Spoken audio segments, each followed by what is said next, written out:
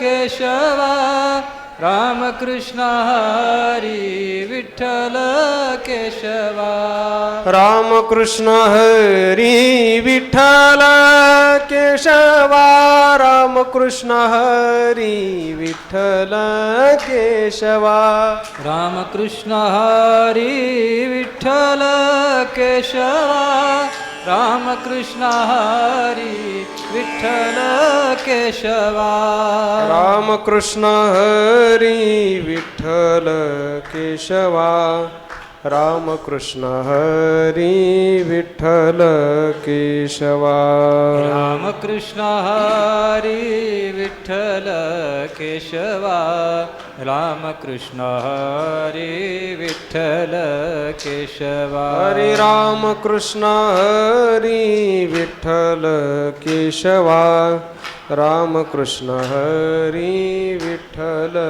केशवा रामकृष्ण हरी विठ्ठल केशवा रामकृष्ण हरी विठ्ठल केशवा रामकृष्ण हरी विठ्ठल केशवा रामकृष्ण हरी विठ्ठल केशवा रामकृष्ण हरी विठ्ठल केशवा विठ्ठल केशवा हरी रामकृष्ण हरी विठ्ठल केशवा रामकृष्ण हरी विठ्ठल केशवा रामकृष्ण हरी विठ्ठल केशवा रामकृष्ण हरी विठ्ठल केशवा रामकृष्ण हरी विठ्ठल केशवा रामकृष्ण हरी विठ्ठल केशवा रामकृष्ण हरी विठ्ठल केशवा रामकृष्ण हरी विठ्ठल केशवा हरे रामकृष्ण हरी विठ्ठल केशवा रामकृष्ण हरी विठ्ठल केशवा रामकृष्ण हरी विठ्ठल केशवा रामकृष्ण हरी विठ्ठल केशवा ज्ञानदेव तुकाराम ज्ञानदेव तुकाराम ज्ञानदेव तुकाराम ज्ञानदेव तुकाराम ज्ञानदेव तुकाराम ज्ञानदेव तुकाराम ज्ञानदेव तुकाराम ज्ञानदेव तुकाराम ज्ञानदेव तुकाराम ज्ञानदेव तुकाराम ज्ञानदेव तुकाराम ज्ञानदेव तुकाराम ज्ञानदेव तुकाराम ज्ञानदेव तुकाराम ज्ञानदेव तुकाराम ज्ञानदेव तुकाराम ज्ञानदेव तुकाराम कुंडलिक वरदा हरी विठ्ठल श्री ज्ञानदेव माऊली ज्ञानेश्वर महाराज की जय जगद्गुरु तुकाराम महाराज की सद्गुरु जोग महाराज की जय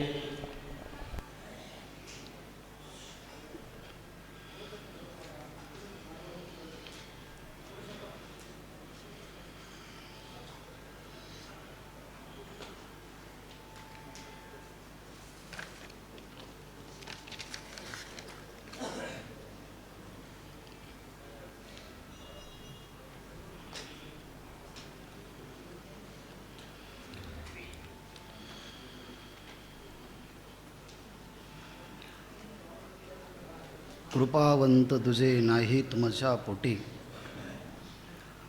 लाडे बोले कोटी सुख माते घेऊनी भातुके लागसील पाठी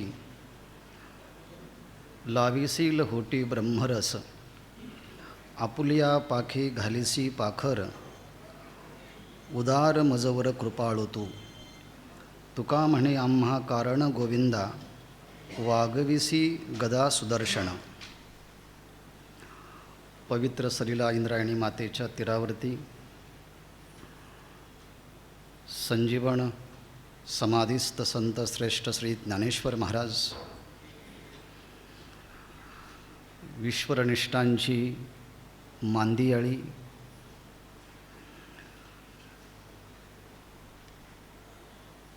ज्ञानेश्वरीचे आणि जगद्गुरू तुकाराम महाराजांच्या अभंग गाथेचे उपासक सिद्ध महात्मे ज्ञानेश्वर महाराज संस्थान, त्याचप्रमाणे वेदांत सत्संग समिती या सर्वांचा समन्वय ज्यांच्या माध्यमातून साधला जातो असे परमादरणीय पूज्य महाराज, त्याचप्रमाणे गुरुवर्य भास्कर महाराज आणि समुपस्थित असलेले मुमुक्षुवृंद, संपन्न होत असलेला जगद्गुरू तुकाराम महाराजांचा गाथा अष्टादशाह अर्थात तुकोपनिषद म्हणून ज्याचा उल्लेख केला त्याचं पांक्त चिंतन ह्या 18 दिवसामध्ये अनेक ज्येष्ठ श्रेष्ठ अभ्यासक उपासक वक्त्यांच्या श्रीमुखातून आपण सर्वच आळोपाळीने ऐकत बोलत ह्या पदांचा आपण अनुभव घेत आहोत आणि दिवाळीचा हा उत्सव ज्ञान दिवाळीच्या माध्यमातून संपन्न करत आहोत. संत श्री ज्ञानेश्वर महाराजांनी अमृत अनुभव ग्रंथ लिहिताना शेवटच्या प्रकरणातली शेवटची ओवी म्हणून ज्ञानदेव म्हणे, अनुभव अमृत येणे सणो भोगीजे सणे विश्वाचेणी. संपूर्ण विश्वाने हा आत्मसाक्षात्काराचा सण साजरा करावा ह्याकरता हे दिव्य प्रासादिक ग्रंथ निर्माण झाले आहेत. हा जसा नेम अमृत अनुभवाच्या बाबतीमध्ये आहे तसाच पायाच्या स्थानी असणारा हा अमृत अनुभव आणि कलशाच्या स्थानी असणारा जगद्गुरू तुकोबरायांची गाथा हे 2 ग्रंथ कालभेदाने जरी भिन्न भिन्न ठिकाणी निर्माण झाले असले तरी दोन्हीही ग्रंथकर्त्यांच्या अंतःकरणामध्ये असणारी स्वरूपस्थिती ही एकच असल्यामुळे दोन्हीही ग्रंथांना हा एकच नेम लागू पडतो. म्हणून ह्या ग्रंथाला तुकोपनिषद असं म्हटलं आहे. ज्ञानेश्वर महाराजांनी याच अमृत अनुभवाच्या ग्रंथाच्या संदर्भात बोलताना असं म्हटलं आहे, एवं दशोपनिषदे पुढारी न ढळती पदे देखोनी बुडी बोधे येथेची धिदली. त्याप्रमाणे तुकोपनिषदाला पाहिल्यानंतर 10ही उपनिषद किंवा 108ही उपनिषद किंवा 1180ही का उपनिषद असेना, ते सगळेची सगळे उपनिषद जगद्गुरू तुकोबरायांची ही अभंगवाणी बघितल्यानंतर देखोनी बुडी बोधे येछे ते दिदली अशा न्यायाप्रमाणे ते सगळे उपनिषद या जगद्गुरू तुकोबरायांच्या गाथेच्या पदापदातून सुस्नात होत आहेत असं ह्या निमित्ताने वाटतं. आणि उपनिषदांची फलश्रुती सांगत असताना विशरण गती आणि अवसाधन असं म्हणून भगवत्पूज्यपाद आचार्यांनी या उपनिषद शब्दाची अर्थव्युत्पत्ती करत असताना उप आणि नि ही 2 उपसर्ग सद्धातूला लागून उपनिषद शब्द जेव्हा तयार होतो तेव्हा विशरण म्हणजे नाश. उपनिषदांचं श्रवण केलं असताना आपल्या अंतःकरणामध्ये असणारं स्वस्वरूपाचं अज्ञान याचा नाश होतो. त्याचप्रमाणे जीवब्रह्मात्मैक्य ज्ञानाने स्वरूपाची प्राप्ती होते आणि जन्म मृत्यूच्या ह्या शृंखलेतून शिथिलीकरण होतं. या तिन्ही फलश्रुती जगद्गुरू तुकोबरायांच्या या अभंगवाणीचं श्रवण करताना होत असते आणि म्हणून हा शब्दप्रयोग उचित आहेत, योग्य आहेत. फार विस्तार न करता मी आपल्या क्रमिक विषयाच्याकडे वळत असताना एक दृष्टांत सांगून वळतो. तो दृष्टांत नेहमी डॉक्टर महाराजच सांगत असतात, त्यांचाच त्यांच्यासमोर माझ्या शब्दात सांगतो. मोठ्या बंगल्याला आग लागली आणि नोकर पळत पळत सांगायला गेला, जिला सांगायला गेला ती वारांगणा होती. अहो म्हटले, आपल्या बंगल्याला आग लागली, चला लवकर. आणि दोघंही चालायला लागले. पण जिचा बंगला होता ती अगदी हत्तीच्या गतीने, हत्ती जसा चालतो त्या गतीने चालायला लागली. तेव्हा तो नोकर म्हटला, अहो बाई, आपण ह्या गतीने, ह्या चालीने जर चालला तर आपण जाईपर्यंत त्या बंगल्याची राख होईल. लवकर चला, वेगाने चला. ती म्हटली, मुळीच जमणार नाही. म्हटले, का? ह्याच चालीने तो बंगला बांधला आहे, त्यामुळे माझी चाल बदलून तुझ्या चालीने जर चाललो तो बंगला दुसरा पुन्हा होणार नाही, तेव्हा मी ह्याच चालीने चालणार आहे. तसं प्रत्येक वक्ता आपल्या स्वभावाच्या चालीने चालत असतो. जरी तुम्ही एखाद्याला सांगितलं वेगाने बोला तरी तो वेगाने चालत नाही, आणि हळू म्हटलं तरी तो हळू चालत नाही. त्याची चाल ठरलेली आहे. पण असं जरी असलं तरी अष्टादशाची एक वेगळीच चाल आहे. त्या चालीने सुद्धा चालावं लागणार आहे. त्यामुळे स्वतःची चाल बाजूला ठेवून काही अंशी ह्या चालीने चाललं तरच हे चालणार आहे, नाही तर कधी चाल बंद होईल सांगता येत नाही. असो, आध्यात्मिक क्षेत्रामध्ये आल्यानंतर जीवनाचं साध्य आहे भगवत प्राप्ती. भगवंताची कृपा संपादन करावी ह्याकरता भक्त आपलं जीवन काया वाचा मनानं त्या परमात्म्याला समर्पित होत असतो. जशी गंगा आपली सगळी संपत्ती घेऊन ती समुद्राला मिळत असते. अहं वाचा चित्त अंग देवोनिया शरण रिग मोहोदधिका गांग रिघाले जैसे.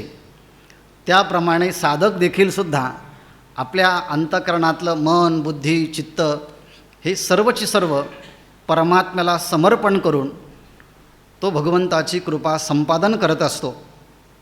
याप्रमाणे भगवंताची कृपा होण्यासाठी काल आपण शास्त्रीजींच्याकडनं ऐकलं, ज्याची क्रिया ज्या दिशेने असते त्या दिशेने प्रार्थना केली तरच ती प्रार्थना फलद्रूप होते.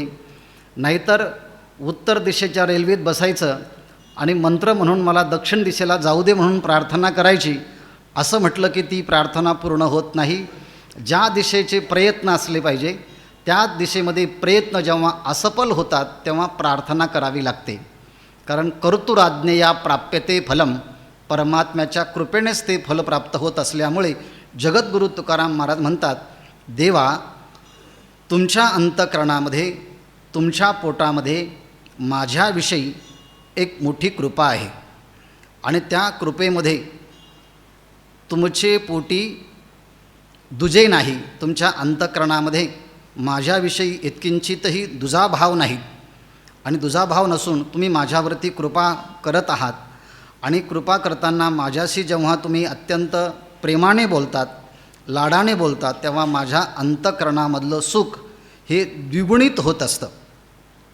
म्हणून प्रेमाचा हा स्वभाव असल्यामुळे जसं आई मुलाचं पोट भरल्यानंतरसुद्धा मुलगा पुढे पळत असतो आणि आई हातात घास घेऊन त्याच्या मागे पळत असते, हा घास तरी घे, हा घास तरी घे.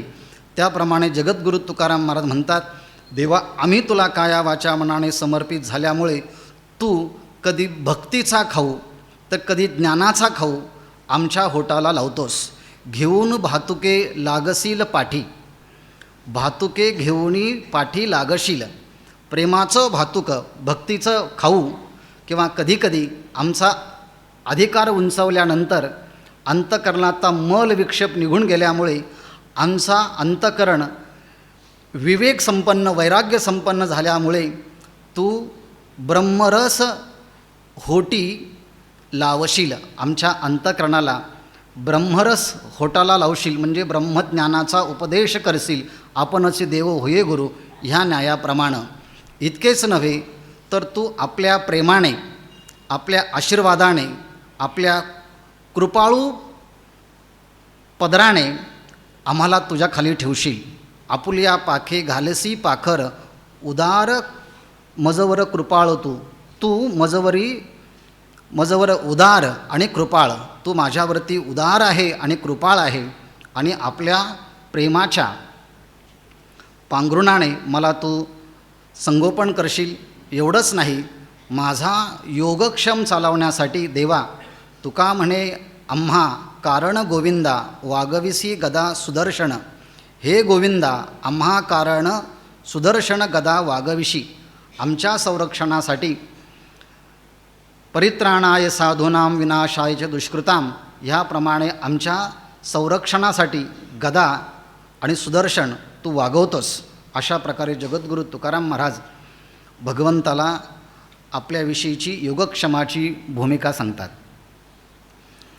यानंतर जगद्गुरू तुकाराम महाराज, तुम्ही ह्याच जन्मामध्ये माझा योगक्षम चालवला असा नाही, तर मागे अनेक जन्मामध्ये तुम्ही माझ्या योगक्षमाची काळजी जबाबदारी घेतली आहे, याचा परिहार देतात. पाळिलो पोषलो जन्मजन्मांतरी वागविलो करी धरोणिया, आता काय माझा घडेल अव्हेर मागे बहुदूर वागविलो, निधी वारा अंगी लागो आघाताचा घेतला ठाईचा भार माथा, तुका म्हणे बोल करीतो आवडी अविटतेची गोडी अंतरीची. जगद्गुरू तुकाराम महाराज म्हणतात, मी ह्याच जन्मात नाही तर मागे अनेक जन्म घेतले, पण अनेक जन्म घेऊनसुद्धा जन्मजन्मांतरी पोशिलो जन्मजन्मांतरी पाळिलो. जगद्गुरू तुकाराम महाराज याची यावत प्राणीमात्रांची भूमिका घेऊन आपल्याशी बोलत आहेत. जन्मजन्मांतरी मागे अनेक जन्मामध्ये तू आमचं पालन केलं, आईच्या उदरामध्ये असताना तू पोषण केलं आणि जन्म झाल्यानंतरही पोषण केलं. याप्रमाणे जन्मजन्मांतरी पोशिलो पाळिलो वागविली करी धरोणिया वागविलो. आणि तू मागच्या अनंत जन्मामध्ये मातृपितृ ह्या भूमिकेमध्ये असलेल्यांच्या अंतःकरणामध्ये राहून तूच आमचा हात धरला आणि तूच आम्हाला कधी भक्तीच्या ज्ञानाच्या सिद्धांताकडे घेऊन गेला. असं जर मागे घडलं असेल तर आता काय माझा घडेल अव्हेर मागे बहुदूर वागविलो. असं जर मागे अनंत जन्मात झालं असेल तर आता काय माझा घडेल अव्हेर, मग आताच या जन्मात माझा काही अव्हेर घडेल का, माझा तुम्ही तिरस्कार कराल का. कारण म्हटले मागे बहुदूर वागविलो, मागे अनेक जन्मामध्ये अनेक योनीमध्ये तुझ्या कृपेनेच आम्ही वागवलो गेलो, संपादन गेलो. तू आमची योगक्षमाची काळजी वाहिली. एवढंच नाही, आता तर आम्ही काया वाचा मनाने देवा तुला समर्पित झालो आहोत. त्यामुळे निधी वारा अंगी लागो आघाताचा अंगी वारा लागो निधी. आम्हाला आमच्या जीवनामध्ये आध्यात्मिक अधिभौतिक आणि अधिदैविक अशा कोणत्याच आघाताचा अंगाला वारा लागणार नाही, याची तू मुळापासूनच काळजी घेतली आहे. घेतला ठाईचा भार माथा ठाईचा घेतला. मुळापासूनच आमची सगळे जबाबदारी तू घेतली आहेत. आमच्यावर किती जरी कर्ज झालं असेल त्या कर्जाची योगक्षमाची काळजी देवा तू घेतोस. तुका म्हणे बोल करीतो आवडी अविटतेची गोडी अंतरीची अवीट गोडी. देवा तुझ्या नामाची स्वरूपाची अवीट अंतकरणापासून गोडी लागल्यामुळे आवडे ते वृत्ती किरीटी आधी मनोनीची उटी मग ते वाचा दिठी कराशी. अंतकरणापासून तुझ्या नामस्मरणाची गोडी लागल्यामुळे तुका म्हणे बोल करीतो आवडी.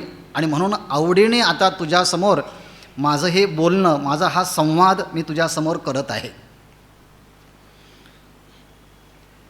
यानंतर पांडुरंगा काही ऐकावी मात न करावे मुक्त आता मज. जन्मांतरे मज ऐसी देई देवा जेने चरणसेवा घडे तुझी. वाखाणी न कीर्ती आपुलिया मुखे नाचे न मी सुखे तुझ पुढे. करोणी कामारी दास दिनाउनी आपुल्या अंगणी ठाव मज. तुका म्हणे आम्ही मृत्यूलोकीचे भले तुझेचे अंकिले पांडुरंगा. ज्ञानोत्तर भक्तीची मागणी जगद्गुरू तुकाराम महाराज ह्या अभंगातून करतायत. तुकाराम महाराज म्हणतात, पांडुरंगा तुला मला काही सांगायचं आहे. सांगायचं आहे, ऐकशील का? ऐकावी काही मात पांडुरंगा, माझ्या अंतःकरणातली एक गोपनीय गोष्ट तुला सांगावी अशी वाटते. म्हटले काय सांगायचं आहे? न करावे मुक्त मज आता, आता मज मुक्त न करावे, आता मला मुक्त करू नका. मुक्त का करू नका? तुझी भक्ती करायला सुरुवात झाल्यानंतर मुक्तीची आम्हाला काळजीच नाही. तुका म्हणे मुक्ती परणेली नोवरी, आता दिवसचारी खेळीमिळी. आता ती मुक्ती तर आमच्या घरची दासी बनलेली आहे. त्यामुळे आता तू जरी म्हणत असला की मुक्त होण्याकरता कितीक लोकांनी प्रयत्न केले, मुनी मुक्त झाले, भेणे गर्भवासा, हे जरी असं असलं पण देवा तुझ्या भक्तीचं सुख, तुझ्या नामाचं सुख, तुझ्या समोर साष्टांग लोटांगण घातल्याचं सुख जे मला मिळालं आहे ना, ते विलक्षण आहे. म्हणून देवा घेईन मी जन्म, याजसाठी देवा तुझी चरणसेवा साधावया. हरिनाम संकीर्तन संतांचे पूजन, घाली लोटांगण महाद्वारी. असो ऐसा खोटे आठवची नाही, देहेची विदेही भोगू दशा. अशा भक्तीच्या विलक्षण सुखाची अनुभूती घेतल्यामुळे आता मला नको ब्रह्मज्ञान, आत्मस्थिती भाव, मी भक्त तू देव ऐसे करी. म्हणून आता मज मुक्त न करावे, आता मला मुक्त करू नका. मला तुम्हाला तुमच्या भक्तीची मला आवड आहे, इच्छा आहे. तुमचं अवीट सुख मला या भक्तीच्या माध्यमातून घ्यायचं आहे. जन्मजन्मांतरे मज ऐसे देई देवा, जेने चरण सेवा घडे तुझी. मी आत्ताच मागतो, ह्या जन्मापुरतंच मागतो असं नाही. तर इथून पुढे अनेक जन्म जरी झाले ना तरी जन्मजन्मांतरे मज ऐसे देई देवा. हे देवा जन्मजन्मांतरामध्ये मला हेच दे, चरणसेवा जेणे तुझी घडे, जेणेकरून तुझ्या चरणाची सेवा घडेल, तुझ्या नामाची सेवा घडेल, असं मला काहीतरी दे. याच्या व्यतिरिक्त तू मला जर मुक्त केलं तर तुझ्या भक्तीचा आनंद आम्हाला घेता येणार नाही. मग तुकाराम महाराज म्हटले, तुम्हाला मुक्त नाही केलं तर मग तुम्ही भक्तीत येऊन करणार काय? जगद्गुरू तुकाराम महाराज सांगतात, काय करणार, कशाला विचारतोस? वाखाणीन कीर्ती आपुलिया मुखे, आपुलिया मुखे कीर्ती वाखाणीन. मी माझ्या मुखाने तुझी कीर्ती गुणानुवाद करील. सकीर्त्यमानाहा, नारद महर्षींनी म्हटलं आहे, सकीर्त्यमानाहा. जो भगवंताची कीर्ती गात असतो परमात्मा त्याकरता काय होतो? शीघ्रम आविर्भवती. तो परमात्मा त्याच्याकरता तत्काल प्रगट होतो आणि अनुभवयतीच्या भक्तान, आणि भक्ताला आपल्या स्वस्वरूपाचा अनुभव देतो. मग कीर्ती जर गायल्यानंतर एवढा भगवंत देत असेल तर तुकाराम महाराज म्हणतात, मी तुझी कीर्तीच गाईल. आपुलिया मुखे वाखाणीन कीर्ती. एवढंच नाही, नाचेन मी सुखे तुझं पुढे, तुझं पुढे मी सुखे नाचेन, तुझ्या पुढे मी आनंदाने नाचेल. गाये नाचे उडे घेऊन या आपुलिया छंदे, मनाचे आनंदे आवडीने. मी देवापुढे नाचेन. देवा ह्याकरता करोणी कामारी दास दिनाहुनी, आपुल्या अंगणी मज ठाव मज. देवा तुझी सेवा घडण्याकरता तू मला कोणतंही काम सांगणारा कामारी कर, किंवा दिनाहून मला दिन कर, दासाहूनही मला दास कर. पण काही जरी झालं तरी तुझ्या द्वारामध्ये मी राहील असं मला काहीतरी कर. नामदेव महाराजांचा जवळ 7-8 चरणाचा एक अभंग आहे. त्या अभंगामध्ये एक पद कायम तसंच आहे, तुझे द्वारी वसे ऐसे करी, तुझे द्वारी वसे ऐसे करी. पहिल्या चरणापासून तर शेवटच्या चरणापर्यंत तुझे द्वारी वसे ऐसे ऐसे करी. काहीही करून तुझ्या द्वारामध्ये मला राहता येईल असं काहीतरी देवा तू कर. तशाच प्रकारची मागणी जगद्गुरू तुकाराम महाराज ह्या ठिकाणी करतात. तुका म्हणे, आम्ही मृत्यू लोकी भले, तुझेची अंकिले पांडुरंगा. हे पांडुरंगा, आम्ही मृत्यूलोकी तुझेचे अंकिले भले. ह्या मृत्यूलोकामध्ये तुझ्या आज्ञेच्या अंकित राहणं हे आमच्या दृष्टीने कल्याणकारक आहेत. षड्विधा शरणागती ह्या श्लोकामध्ये जी 6 गोष्टी सांगितल्या आहे त्याप्रमाणे तुझ्या अंकित राहणं आहे. परवा तुम्ही सांगितलं, कोणता श्लोक सांगितला तो? अनुकूल्यस्य संकल्पः प्रातिकूल्यस्य वर्जनं रक्षस्यति इति विश्वास गोप्तृत्ववर्णं तथा आत्मनिक्षेप कार्पण्य षड्विधा शरणागती. अनुकूल्यस्य संकल्प, देवा तुला अनुकूल असेल तसाच संकल्प मला घडावा, तुझ्या विरोधी गोष्ट असेल ते माझ्याकडनं घडू नयेत, अशा प्रकारची जी मागणी आहे तुझ्या अंकित राहणं हेच आम्हाला मृत्यू लोकामध्ये आमच्या दृष्टीने सगळ्यात मोठी कल्याणकारक गोष्ट आहे. माझे अंतरीची तोची जाणे एक वैकुंठ नायक पांडुरंगा, जीवभाव त्याचे ठेविले पायी मज चिंता नाही कवणे विषयी, सुख समारंभे संत समागमे गाऊ वाचे नाम विठोबाचे, गाता पुण्य होय ऐकता लाभ संसारबंध तुटतील, तुका म्हणे जीव तयासी विकिला अनेक विठ्ठले विण नेणे. आपलं पूर्ण जीवन परमात्म्याला समर्पित व्हावं या संबंधाची अभिलाषा जगद्गुरू तुकाराम महाराज या अभंगातून व्यक्त करतात. माझे अंतरीची तोची जाणे एक, हे वैकुंठ नायका हे पांडुरंगा, माझ्या अंतरीचे एक तोची जाणे.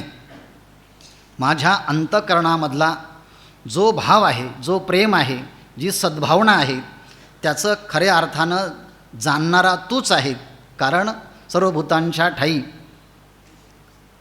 किंवा मी अमुक आहे ऐसी, एरवी सर्वांच्या हृदये देसी, मी अमुका आहे ऐसी, जी बुद्धी स्फुरे अहर्निशी ते वस्तुगा मी. सर्वांच्या अंतकरणामध्ये मी रूपानं जे स्फुरण होतं, त्या स्फुरणाचं जे मला स्मरण होतं ते तुझ्यामुळे होतं. आणि ह्यामुळे माझ्या अंतकरणातला इंद्रियातला जोही काही भाव आहे त्या भावाचं यथार्थ जाणणारा तूच आहे. यामध्ये एका उपनिषदाची आपल्याला आठवण होते. मी डोळे पाहत नाही ज्याच्यामुळे डोळे पाहतात, बुद्धी विचार करत नाही ज्याच्यामुळे बुद्धी विचार करते, मन संकल्प विकल्प करत नाही त्याच्या सामर्थ्याने ज्याच्यामुळे मन संकल्प विकल्प करतं ते ब्रह्म आहे. यन मनसा न मनुते येनाहुर मनोमतम तदेव ब्रह्मत्वं विद्धी नेदम जिदम उपासते. अशा ह्या मंत्रांची, अनेक मंत्रांची आपल्याला या निमित्ताने आठवण येते. अंतरीचे तोची जाणे. देवा जीवभाव त्या, तुकाराम महाराज म्हणतात, जीवभाव त्याचे ठेवी येले पायी, त्याचे पायी जीवभाव ठेवी येले. त्या परमात्म्याच्या पायाच्या ठिकाणी, त्या परमात्म्याच्या स्वरूपाच्या ठिकाणी मी स्वतःला देह तादात्म्य घेऊन जीवभाव जो धारण केला होता तो जीवभाव परमात्म्याच्या चरणी समर्पित केला. आणि मज चिंता नाही कवणेविषयी. आता मी जर माझा जीवभाव परमात्म्याच्या चरणी जर ठेवला तर माझा जीवत्व गेल्यामुळे आता मला ब्रह्मस्वरूपाचा स्थिती प्राप्त झाली. आणि ब्रह्मस्वरूपाची स्थिती प्राप्त झाल्यामुळे देहाच्या संबंधाने मी काळजी कशाला करू? कारण देहाचं भरण पोषण शंकराचार्य म्हणतात प्रारब्धाने होतं. प्रारब्धम पुष्यती वपुः. या वपूचं जे काही भरण पोषण जे होतं ते प्रारब्धाने होतं. त्यामुळे चिंता नाही कवणेविषयी. माझ्या अंतःकरणामध्ये आता माझ्या देहाच्या संबंधाने म्हणजे योगक्षमाची कोणतीच चिंता नाही. सुख समारंभे संत समागमे गाऊ नाचे नाम विठोबाचे. समागमे संत समागमे विठोबाचे नाम सुखे गाऊ. कोणताही समारंभ असेल किंवा कोणताही संत समागम असेल, त्या संत समागमामध्ये किंवा लौकिक समारंभामध्ये विठोबाचं नाम आनंदाने मी गाईल, त्या नामाचं मी उच्चारण करील. मग भगवंतानी तुकोबरायांनी विचारलं, तुम्ही भगवंताच्या नामाचं उच्चारण केलं किंवा संत समागमामध्ये गेलात आणि संत समागमामध्ये तुम्ही जर भगवंताचं नाम कानाने ऐकलं, काय होणार आहे त्यांनी? जगद्गुरू तुकाराम महाराज त्याचं उत्तर देतात, गाता पुण्य होय. मी जर समारंभामध्ये जर भगवंताचं नाम गायलं तर पुण्य होईल. आणि संतांच्या संगतीमध्ये राहून त्यांनी गायलेलं नाव मी जर ऐकलं तर ऐकता संसार बंधन तुटतील, हा लाभ दोन्हीकडे मला आहे. कारण त्यांच्या संतांच्या सहवासामध्ये गेल्यानंतर त्यांच्या ठिकाणी तपश्चर्या साधनेची असते आणि त्यांच्या मुखातून जीव ब्रह्मत्मैक्य उपदेश हे सुद्धा परमात्म्या प्राप्तीचं साधनाचं एक नाम आहे, एक नाम ते साधनच आहे. त्यामुळे ते जरी ऐकलं तरी भवबंधन माझं तुटणार आहे. तुका म्हणे जीव तयाशी विकेला अनेक विठ्ठलाविन नेणे. विठ्ठलाविन अनेक नेणे. आता माझ्या जीवनामध्ये करणं, पाहणं, बोलणं, ऐकणं, खाणं, पिणं जे काही असेल ते सगळं आता विठ्ठलाचंच आहे. पाहायचं ठरलं तर त्यालाच पाहायचं, बोलायचं ठरलं तर त्यालाच बोलायचं, ऐकायचं ठरलं तर त्यालाच ऐकायचं.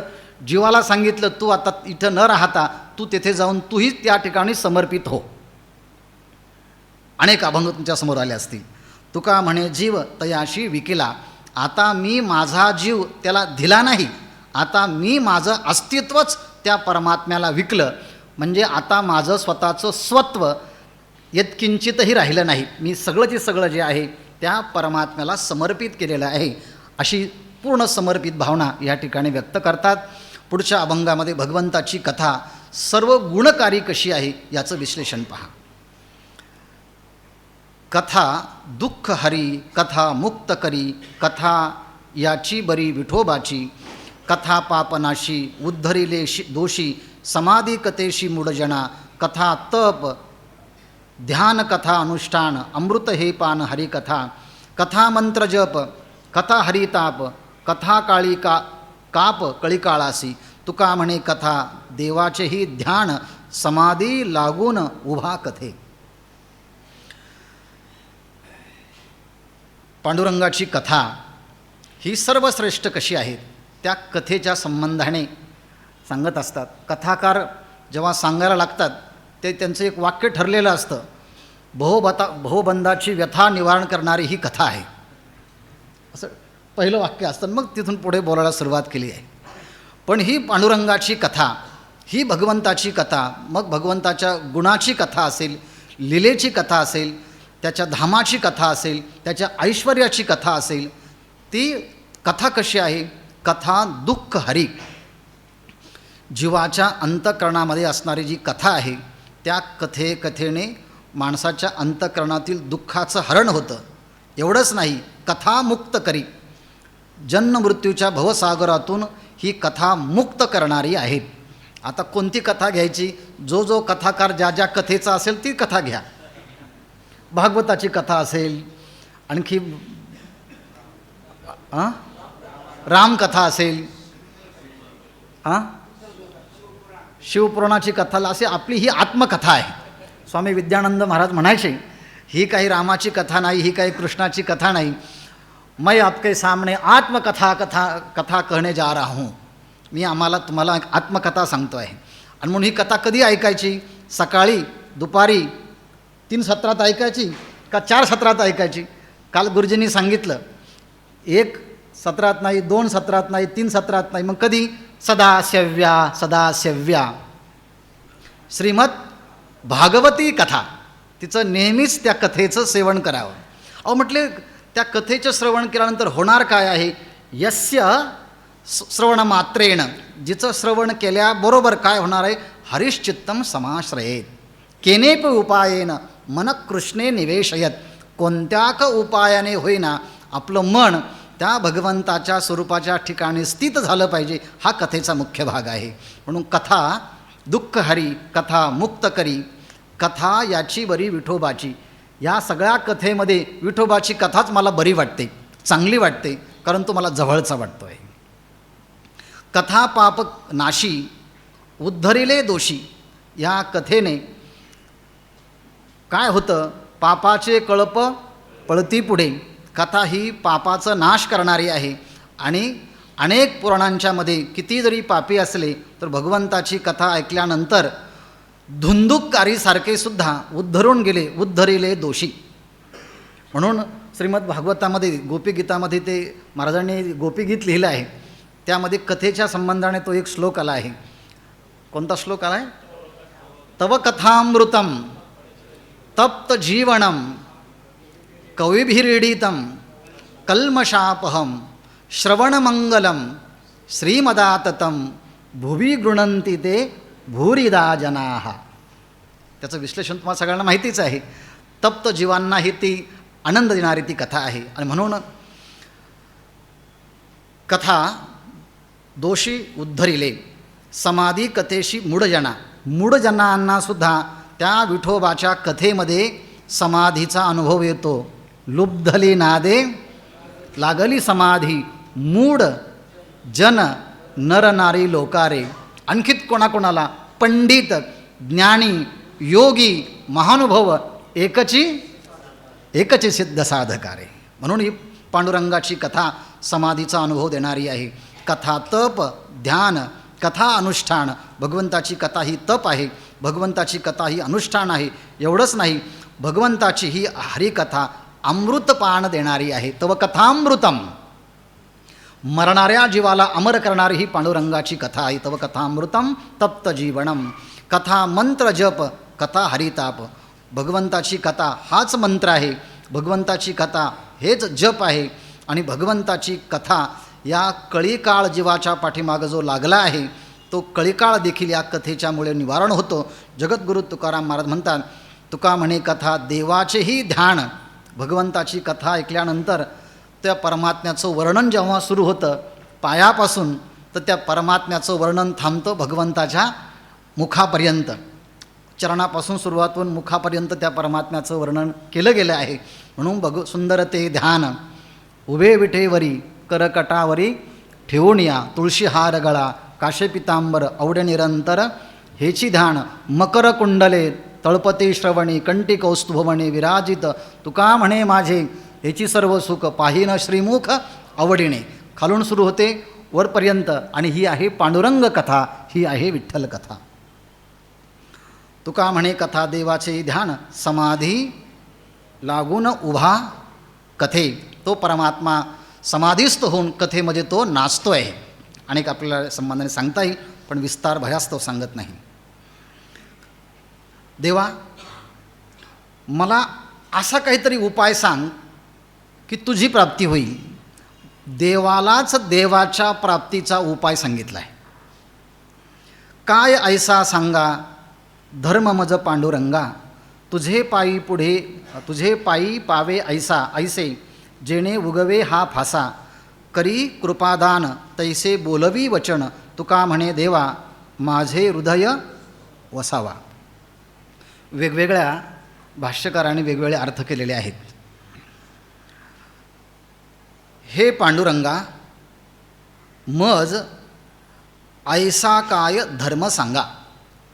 हे पांडुरंगा, मला असा एखादा धर्म सांगा, म्हणजे असं एखादं वर्म सांगा, म्हणजे असं एखादं साधन सांगा, ज्या साधनाच्याद्वारे तुझे पायी पावे ऐसा, तुझे पायी पावे ऐसा तुझे पायी पावे, अशा प्रकारे तुझ्या पायाच्या ठिकाणी, तुझ्या स्वरूपाच्या ठिकाणी, तुझ्या सच्चिदानंद स्वरूपाच्या ठिकाणी माझी अंतःकरण वृत्ती स्थिरावेल. असं काहीतरी कर जेणे उगवे फासा, जेणे उगवे हा फासा.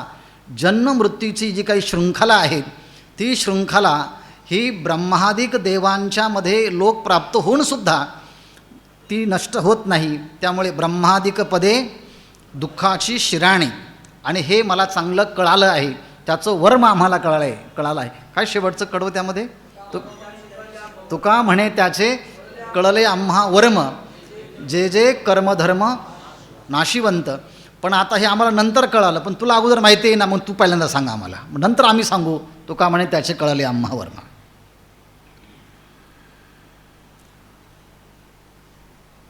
करी कृपादान तैसे बोलवी वचन, तैसे बोलवी वचन. देवा, आमच्या अंतःकरणामध्ये प्रविष्ट होऊन आमच्या बुद्धीच्या पाठीमागे, आमच्या मनाच्या पाठीमागे, आमच्या इंद्रियांच्या पाठीमागे राहून आमच्या बुद्धीला, आमच्या इंद्रियांना, आमच्या मनाला अशी प्रेरणा कर, आमच्या वाणीला अशी प्रेरणा कर, जेणेकरून तुझी कृपा आम्हाला प्राप्त होईल.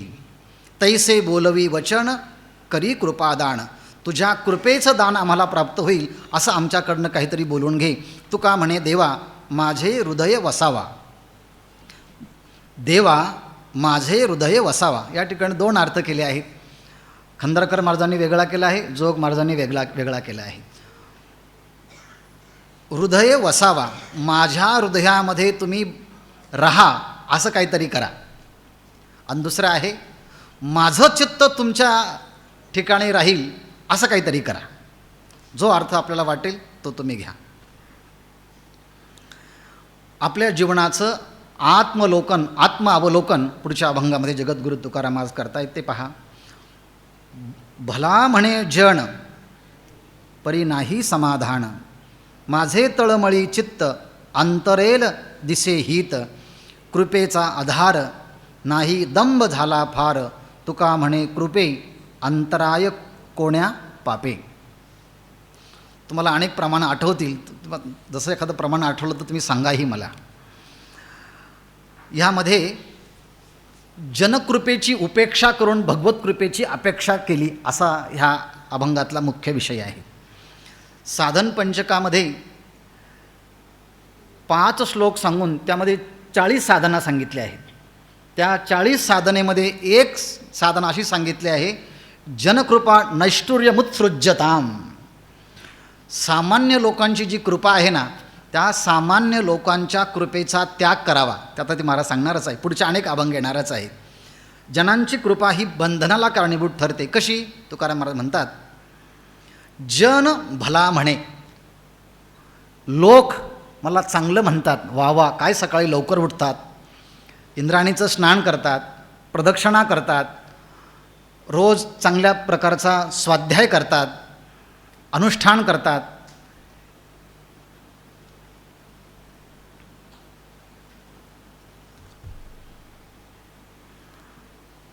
त्यामुळे जन भला म्हणे, अनेक लोक मला चांगलं म्हणतात, साधू म्हणतात, साधुवाद देतात, माझं गुणगौरव करतात, माझी प्रशंसा करतात, माझं कौतुक करतात. म्हटले चांगलं आहे ना, लोकांनी आपलं कौतुक करावं म्हणून तर मोठे फ्लेक्स लावले जातात.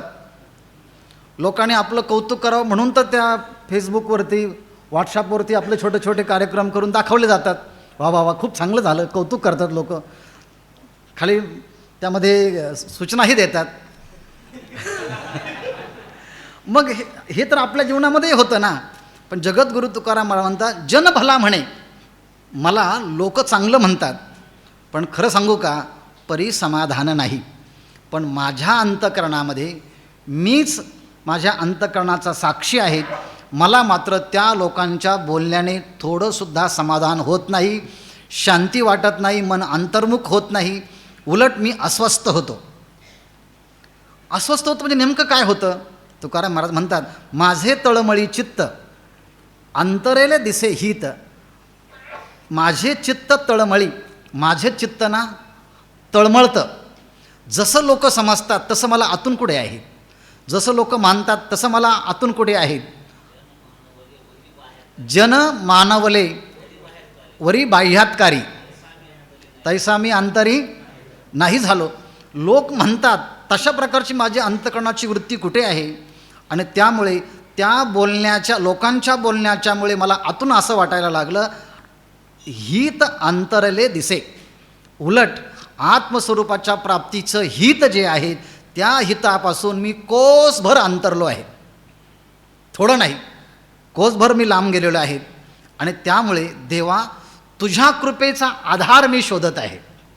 कृपेचा आधार, तुझ्या कृपेचा आधार भेटावा मी ते शोधत आहे. पण तुझ्या कृपेचा आधार भेटण्याच्या ऐवजी बहिर्मुख विषयासक्त लोक मला त्यांच्या कृपेचा आधार देतात. आणि त्यामुळे होतं काय, ते आधीच दंभी. आणि त्यांच्या कृपेचा आधार भेटल्यामुळे होणार काय, तुझे कृपेचा आधार नाही, दंभ झाला फार. ह्या लोकांच्याकडनं माझ्या अंतःकरणामध्ये दंभ कमी व्हायला पाहिजे, परंतु तो दंभ वाढला.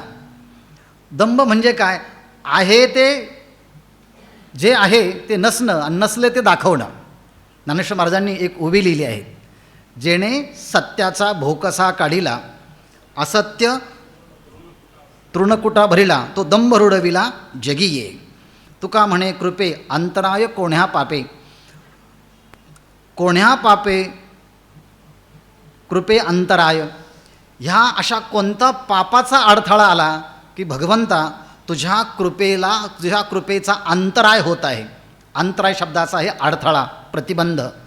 मला तुझ्या कृपा प्राप्त होण्यासाठी प्रतिबंध होत आहे लोकांचा. म्हणून हे मला नको आहेत. आणखी तुकाराम महाराज आपल्या स्वतःच्या जीवनाचं अवलोकन करून एक आत्मनिवेदन परमात्म्यासमोर करतात. शिकलो ते बोल, बोले तैसे नाही ओल, आता देवा संदेह नाही, वाया गेलो यासी काही, एकांताचा वास नाही संकल्पाचा नाश, बुद्धी नाही स्थिर, तुका म्हणे शब्दाधीर.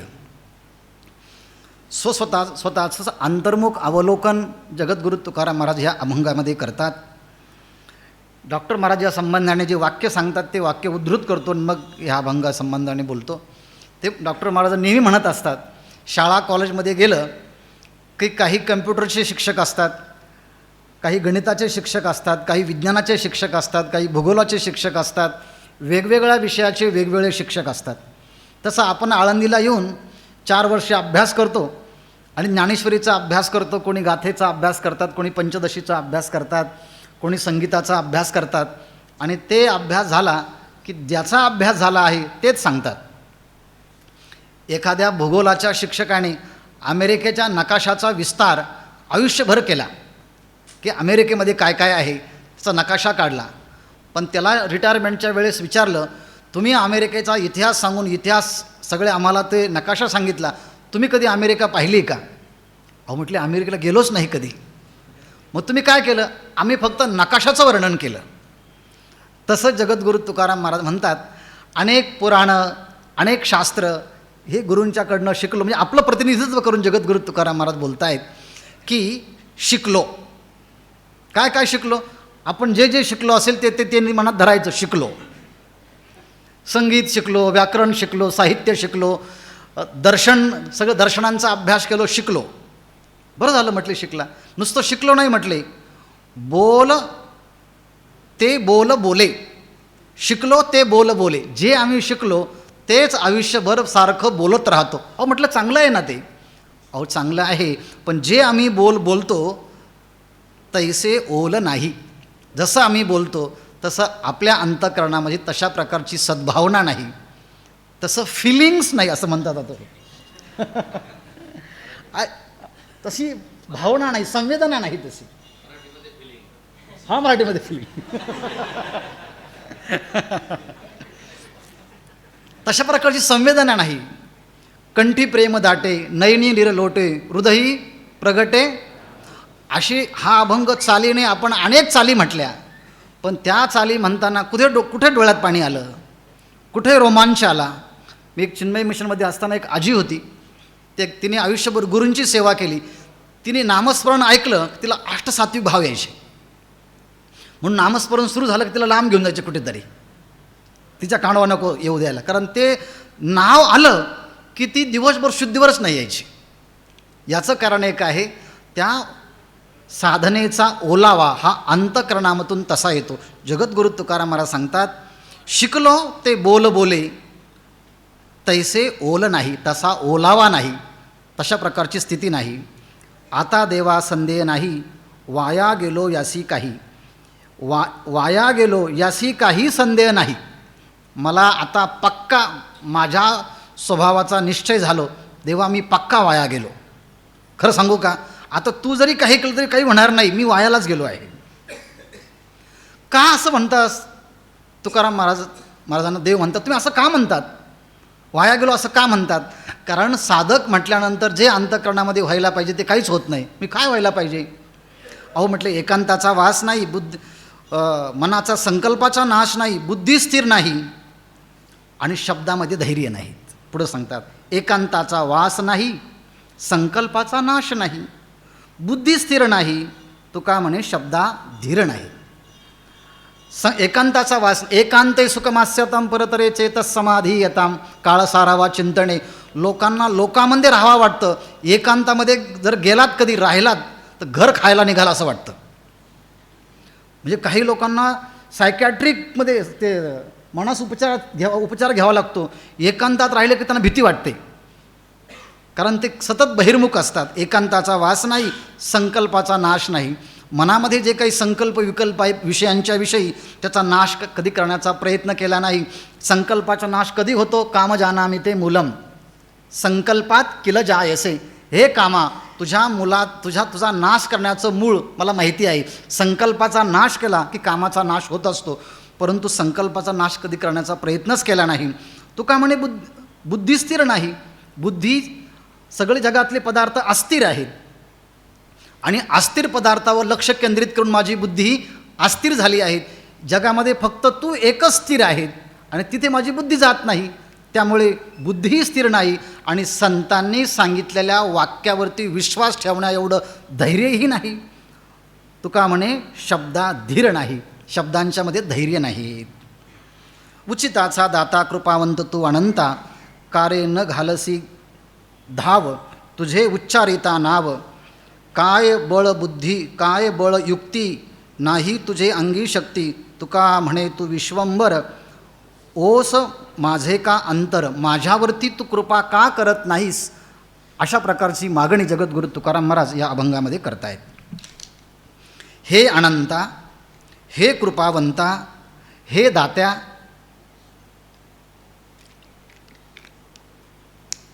पाणी पिऊ दे.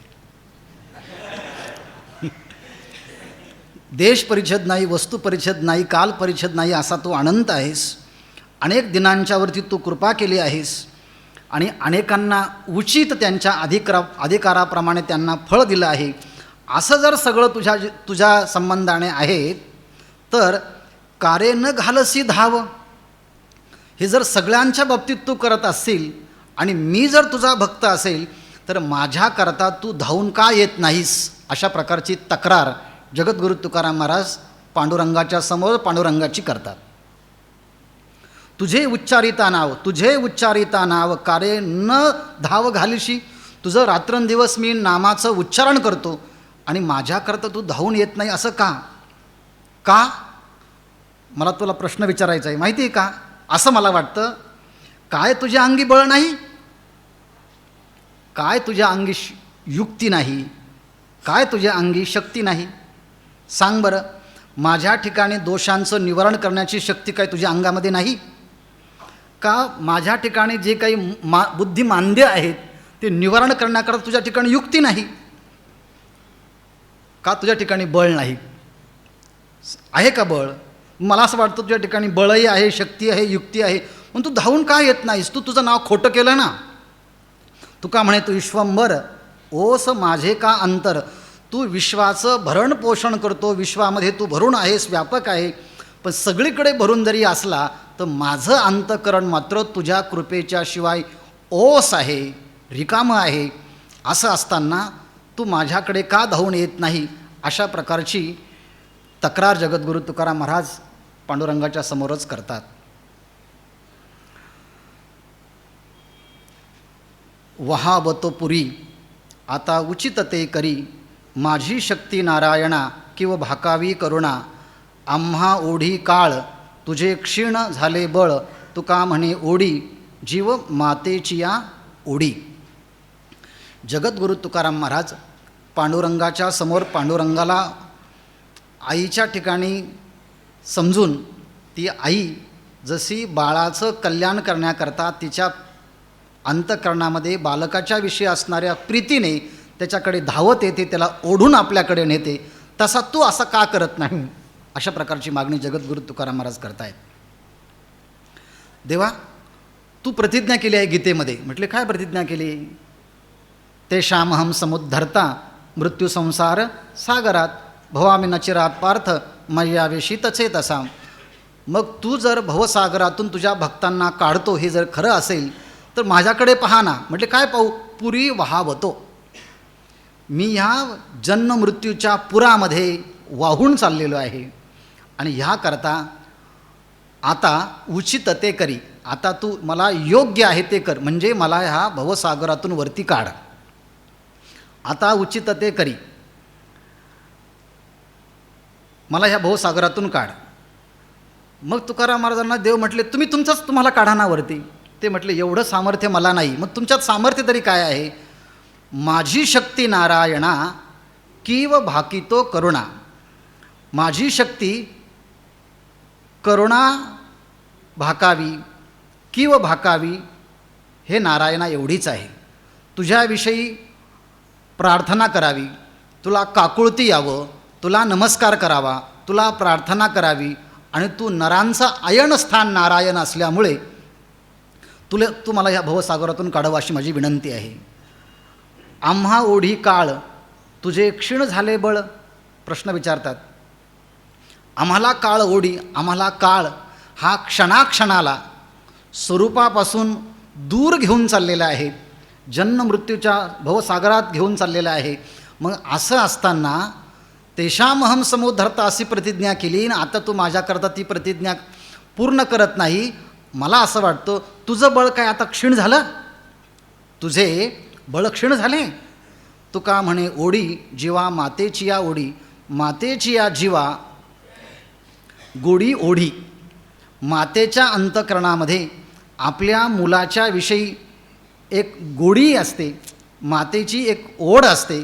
आणि म्हणून आई लेकुराचे हित वाहे माऊलीचे चित्त, ऐशी कळवळ्याची जाती करी लाभाविन प्रीती, पोटी भार वाहे त्याचे सर्व सोयी साहे, तुका म्हणे माझे तुम्हा संतांवरी ओझे.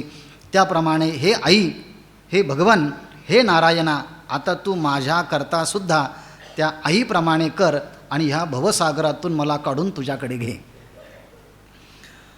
आता घेई माझे भार सकळई ओझे, काय करसी होई वाढ, आलो पोटासी दगड, तुची डोळे वाती, होई दीपक सांगाती, तुका म्हणे काही विचारया चाड नाही. जगद्गुरु तुकाराम महाराज योगक्षमाच्या संबंधाची याचना करतात. माझे सकळही भार घेई.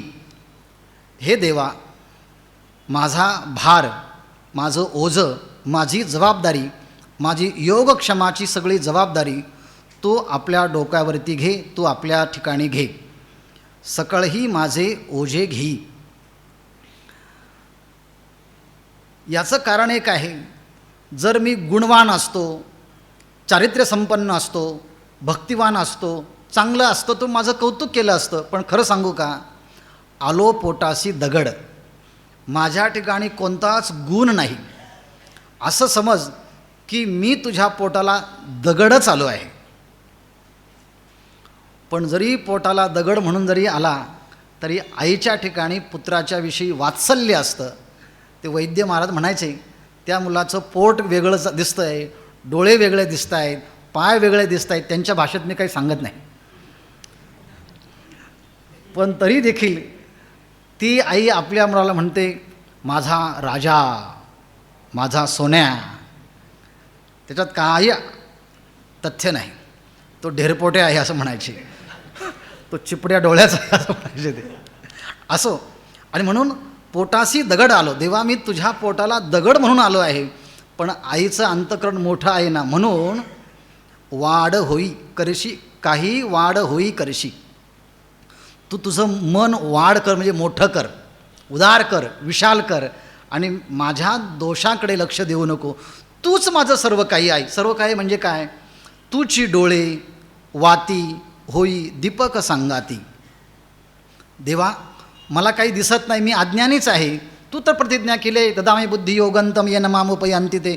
म्हणून देवा, तू मला ज्ञानाचे डोळेही दे. माझ्या अंतःकरणामध्ये विवेक वैराग्याची वातसुद्धा तूच हो, आणि मला मोक्षाच्या पर्यंत जाताना तूच माझा सांगाती होऊन सुद्धा बरोबर राहा. आणि माझा दीपकसुद्धा तूच हो. दीपक, डोळे, वाती, सांगाती तूची होई. तूच माझ्याकरता सगळं काही हो. तुका म्हणे काही विचारया चाड नाही. पण मी हे सगळं सांगावं, मग तू ऐकावं, मग तुला कळावं, मग तू ते करावं, असं काही आहे का? न सांगता तुम्हा कळो येथे अंतर. काही न सांगताच तुम्हाला सगळं कळतं, तर तुका म्हणे काही विचारावया चाड नाही. मी सगळं विचारावं याची काही गरज आहे का? न सांगता तुम्हाला सगळं कळतं ना, मग करा ना माझ्यासाठी करता काहीतरी.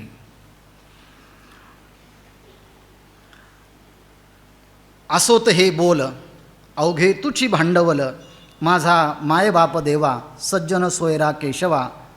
गाळी येले भेद सारी येले वादावाद, तुका म्हणे मधी आता न पडे उपाधी. सर्व काही आता तू माझं तूच आहेस. आता तुझ्या संबंधाने मी या सत्र सुरू झालं तेव्हापासून सगळं तुझ्याबद्दलच बोलत आहे. आणि हे सत्र संपेपर्यंत सगळे संवाद तुकाराम महाराजांचे देवा संबंधानेच आहे, आपल्या साधने संबंधानेच आहे. आता इतकं काही बोललो तरी तू अजून तसाच का? असं होतं हे बोल. बस आता माझं बोलणं जे चाललं आहे मी थांबतो. बस झालं बोलणं म्हटले.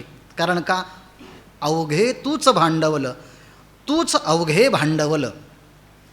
विठ्ठल अवघा भांडवला. सगळं काही माझं तूच भांडवल आहे. भांडवल म्हणजे काय आहे?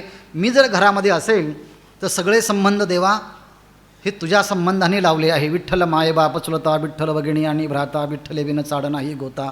तुका म्हणे आता नाही दुसरे, त्वमेव सर्वम मम देव देव.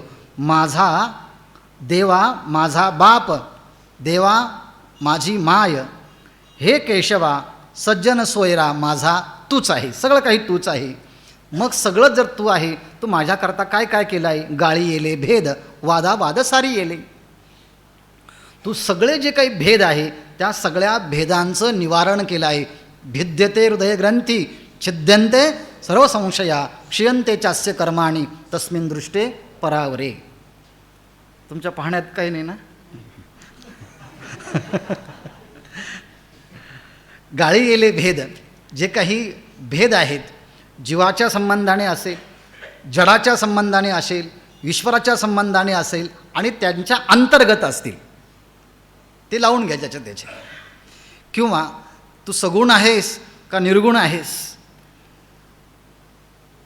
व्यक्त आहे का अव्यक्त आहेत, हे जे सगळे जे काही भेद आहे ना, ह्या सगळ्या भेदांचं मग प्रमेयगत संशय असेल किंवा प्रमाणगत संशय असेल किंवा विपरीत भावनादी संशय असेल, हे सगळंची सगळं देवा तूच काही केलं आहे. कारण याचं कारण एक आहे, आपणची देव माझ्या विठोबाचा कैसा प्रेमभाव, आपणची देव होय गुरु. सगळं काही तूच आहे ना. आणि सगळं काही तूच असल्यामुळे आता मात्र तुझ्या कृपेमुळे मला एक गोष्ट लक्षात आली. तुका म्हणे उपाधीमध्ये आता न पडे. तुकाराम महाराज म्हणतात, तुका म्हणे उपाधीमध्ये आता न पडे. आता मी तुझ्या स्वरूपापासून माझी अंतःकरण वृत्ती लांब जाईल अशी उपाधी, आणि त्या उपाधीमध्ये गुंतून मी कधीही पडणार नाही. मग कशामध्ये पडणार आहे? तुझ्या स्वरूपाच्या ठिकाणी माझी अंतःकरण वृत्ती सतत राहील याच्यामध्येच पडणार आहे, उपाधीमध्ये पडणार नाही. मग अंतःकरणामध्ये जर माझ्याविषयी जर प्रेम असेल तर तुम्ही तुमच्या जीवनात काय करणार? काय नाही करणार म्हटलं, तुझ्या नामाचा उद्घोष करणार. करीन कल्लोळ आता हाची सर्व काळ, आता येई वो माझे आई, देई भातुके विठाई, उपायासी नाम दिले याची पुढे क्षेम, बीज आणि फळ तुका म्हणे हेची मूळ. आतापर्यंत मी माझ्या संबंधाने माझ्या जीवनामध्ये माझं जीवन नीट चालावं म्हणून मी माझ्या अनेक गोष्टींची याचना केली. मित्राची याचना केली, आईची याचना केली, वडिलांची याचना केली, धनाची याचना केली, जनाची याचना केली, सत्तेची याचना केली. पण माझ्या कल्याणासाठी कोणीही धावून आलं नाही हे मला चांगलं कळालं. म्हणून आता हे विठाई, हे आई, येई वो, हे माझे विठाई, हे माझे आई, आता येई वो. तू आता माझ्याकरता धावून ये, माझ्याकरता धावून ये. आणि धावून येऊन मला तुझ्या प्रेमाचं, निरपेक्ष प्रेमाचा मला खाऊ दे. जे प्रेम तू तुझ्या आईला दिलं नाही, वडिलांना दिलं नाही, भावाला दिलं नाही, कोणालाच दिलं नाही, असं जे प्रेम अर्जुनाला दिलं ना, ते प्रेम मला दे. सगळ्या ओव्या तुम्हाला आठवल्या असतील आता ते. आणि काय कर, माझ्याकडे तू यावा याकरता तुम्ही काय कराल? करीन कल्लोळ. मी तुझ्या नामाचा कल्लोळ उद्घोष करील. आणि कधी करणार? सकाळ दुपार संध्याकाळ नाही म्हटले, हाची सर्व काळ सदा आता कल्लोळ करीन. कोल्हाळ आता सदा हाची सर्व काळ कोल्हाळ करीन. रात्रंदिवस तुझ्या नामाचा उद्घोष करील मी. आणि तुझीच मी हाक मारत राहील. आणि योगक्षमाची सगळ्या उपायाची साधना देवा या नामानेच तू मला दिलेली आहेत. उपायासी नाम दिले याचे पुढे क्षेम. पुढे क्षेम म्हणजे योग आणि क्षम या सगळ्या जबाबदारीचं साधन एकच आहे, ते म्हणजे तुझं नाम आहे. आणि ते तुझं नाम साधनही आहे आणि ते तुझं नाम साध्यही आहे. जोपर्यंत भगवत प्राप्ती होत नाही तोपर्यंत नाम हे साधन आहेत आणि भगवत प्राप्ती झाल्यानंतरही तुझं नाम माझ्या मुखामध्ये यावं याकरता ते साध्यही आहे. काही गोष्टी फक्त साधनच आहेत, काही गोष्टी फक्त साध्यच आहेत, काही गोष्टी साधन आणि साध्यही आहे. विवेक वैराग्य हे साधन आहे, ज्ञान हे साधनही आहे आणि साध्यही आहे, मोक्ष हे साध्यही आहे. तसं देवा तुझं नाव हे तुझी प्राप्ती होत नाही तोपर्यंत अंतःकरण शुद्धीसाठी साधन आहेत आणि ज्ञानोत्तर प्रेमलक्ष्मणात्मक भक्तीचा आनंद घेण्यासाठी तुझं नाव आता साध्यही आहे. आणि म्हणून तुझे नाम बीज आणि फळ तुका म्हणे हेची मूळ. हेची म्हणजे नाम हेची, बीज आणि फळ हे याचे मूळ आहेत म्हटले. अगोदरही नाम नंतरही नाम, ज्ञानदेव घेतले दान, हृदय धरोनिया ध्यान, समाधी बैसला निर्वाण, कथा कीर्तन करीतू.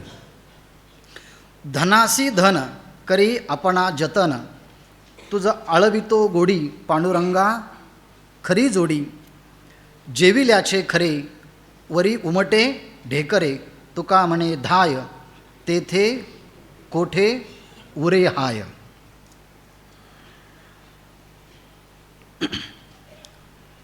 धनासी धन करी आपणा जतन. धनासी धन आपणा जतन करी. व्यवहारातला सिद्धांत सांगून अध्यात्मातला सिद्धांत सांगतात, व्यवहारातलं उदाहरण देतात. व्यवहारामध्ये धनच धनाचं जतन करतं. व्यवहारामध्ये धनच धनाचं संरक्षण करतं. कसं? बँकेमध्ये काय असतं? धन म्हणजे पैसा असतो आणि बँकेचं संरक्षण व्हावं म्हणून बँकेच्या समोर ते संरक्षक म्हणून गार्ड असतात. त्यांना काय दिलं जातं? नोकरी म्हणून धन. त्यांना दिलेल्या धनाने बँकेत असलेल्या धनाचं काय होतं? संरक्षण. मग कोणी कोणाचं संरक्षण केलं? धनानेच धनाचं संरक्षण केलं. म्हटलं बरोबर आहे. हां, धनवंता घरी करी धनाची चाकरी. धनवंताच्या घरी धनच चाकरी करतं म्हणजे धनच धनाचं संरक्षण करतं. धनासी धन आपणा जतन करी. तसं देवा तुझं आळवितो गोडी पांडुरंगा खरी जोडी. पांडुरंगा तुझं आळवितो, हे पांडुरंगा तुला मी आळवितो याचं कारण एक आहे, माझ्या अंतःकरणामध्ये तुझ्याविषयीच खरी गोडी आहेत आणि खरी गोडी असल्यामुळे मला तुझी खरी जोडी प्राप्त व्हावी, तुझी उपलब्धता व्हावी. तुझं आळवितो गोडी पांडुरंगा खरी जोडी. जेविल्याचे खरे वरी उमटे ढेकरे. तुझी प्राप्ती झाल्यानंतर काय होतं? नारद भक्तिसूत्रामध्ये त्या भक्तीची प्राप्ती झाल्यानंतर तो तृप्त होतो, तो संतुष्ट होतो, तो कोणाचा द्वेष करत नाही, तो कोणाचा मत्सर करत नाही. यम लब्ध्वा पुमान शुद्धो भवती अमृतो भवती तृप्तो भवती यत्प्राप्य न किंचित वांछति न त्वेष्टी न रमते नोत्साही भवते. अर्थात ही भगवंताची प्राप्ती झाल्यानंतर त्या भक्ताच्या अंतःकरणामध्ये कोणकोणते गुण वैशिष्ट्य अंतःकरणामध्ये उमटत असतात ते सांगत असताना जेविल्याचे खरे जेविल्याचे, तो खरोखरच जेवला असेल तर काय आहे? वरी ढेकरे उमटे. नाहीतर एखाद्या लाजाळू असतात, श्रीमंताच्या घरी गेले, जेव्हा म्हटलं नाही नाही मी जेवून आलो आहे, आणि नंतर विचारलं का जेवला नाहीस? कसं जेवायचं तिथे? म्हणजे एखादा लाजाळू असेल तर तो नेहमी तसाच उपाशी राहतो, पण जो खरोखरच जेवला असेल तर खरे जेवल्याचे वरी ढेकरे उमटे. तसं भगवंताच्या कृपेचा लाभ झाला असेल तर त्याच्या डोळ्यात, त्याच्या पाहण्यात, त्याच्या चालण्यात ते चालते ज्ञानाचे बिंब, तयाचे अवयव सुखाचे कोंब, अशी त्याची स्थिती असते. तुका म्हणे धाव तेथे कोठे उरे हाय. जर भगवंताची कृपा होऊन जो तृप्त झाला असेल तर त्याच्या अंतःकरणामध्ये तळमळ, हाय हाय, चंचलता, विक्षेपता ही असेलच कशी? तो तृप्त असेल, तो संतुष्ट असेल, तो नोत्साही भवते, त्याला पुन्हा ह्या प्रापंचिक कार्यामध्ये उत्साहच राहत नाही. कारण का? तो आपल्या स्वरूपामध्येच राहतो. तच्चिंतनम तत्कथनम अन्योन्यम तत्प्रबोधनम एतदेक परत्वंच ब्रह्माभ्यासम विदुर्बुधाः. अनुभवा आले माझे चित्तीच क्षरले, असे जवळी अंतरे फिरे आवडीचे फेरे, खादलेची वाटे खावे भेट, बरोबर ना? खावे भेटलेची भेटे, तुका म्हणे उभे आम्ही राखेले लोभे. अनुभवा आले माझे चित्तीच क्षरले, याचे दोन वेगवेगळे अर्थ केलेले आहेत. म्हणजे दोन वेगवेगळे अर्थ केले म्हणजे जोग महाराजांनी जेव्हा अर्थ करताना वेगळा केला, यांनी वेगळा केला, अनेकही वेगळे अर्थ होऊ शकतील. कारण अभिप्रायोची अभिप्रायाते वी एवढं सामर्थ्य त्या अक्षरांच्यामध्ये आहे. चित्तीची, त्यातला एक सांगतो अर्थ, चित्तीची क्षरले, माझ्या अंतःकरणामध्ये श्रीगुरूंच्याकडनं मी जे आत्तापर्यंत ऐकलं होतं, सत्यम ज्ञानमनंतम ब्रह्म, तो परमात्मा सत आहे, तो परमात्मा चित आहे, तो परमात्मा आनंद आहे, आनंदरूप आहे, तो देशपरिच्छेद, वस्तुपरिच्छेद, कालपरिच्छेद विरहित आहे, असं जे ऐकलं मी होतं ते काय झालं म्हटले आता क्षरले, अनुभवा आले. तो सगुण साकार परमात्मा तो माझ्यासमोर आता प्रत्यक्ष दृष्टीला आला आणि तो माझ्या अनुभवालाही आला. मग अनुभवा आले असं म्हणताना सगुण निर्गुण निराकार परमात्म्याचीही अनुभूती अनुभवाला आली, आणि क्षरले असं म्हणताना तो परमात्मा क्षरला, सगुण साकार झाला, म्हणजे सगुण आणि निर्गुण या दोन्ही स्वरूपाची मला अनुभूती आली. असे जवळीच अंतरे फिरे आवडीच्या फेरे. अंतरे जवळीच असे, तो परमात्मा आपल्या अंतःकरणामध्ये हा जवळच असतो. जवळच असतो म्हणजे तो आपलं स्वरूपच असतो, आणि जी तो परमात्मा इतका जवळ आहे की त्याची प्राप्ती झाल्यानंतर त्या प्राप्तीच्या विषयी पुन्हा पुन्हा असं वाटतं त्यालाच पाहावं. आवडीचे फेरे, फेरे म्हणजे पुन्हा पुन्हा त्यालाच पाहावं, त्याचंच ऐकावं, त्याच्याबद्दल बोलावं, त्याच्या संबंधानेच गुणवर्णन करावे, असा हा काय आहे प्रेमाचा स्वभाव आहे. ज्ञानेश्वर महाराजांनी एक ओवी लिहिली आहे 18व्या अध्यायामध्ये, वत्स धालियाही वरी धेनू न वाचावे दुरी, अनन्य प्रीतीची परी ऐसी आहे. काय आहे म्हटले, तेने काजेविणेही बोलावे, काम नसताना पुन्हा पुन्हा बोलावं, देखिले तेची पहावे, भोगिता चाड दुणावे पडियंतया ठाई.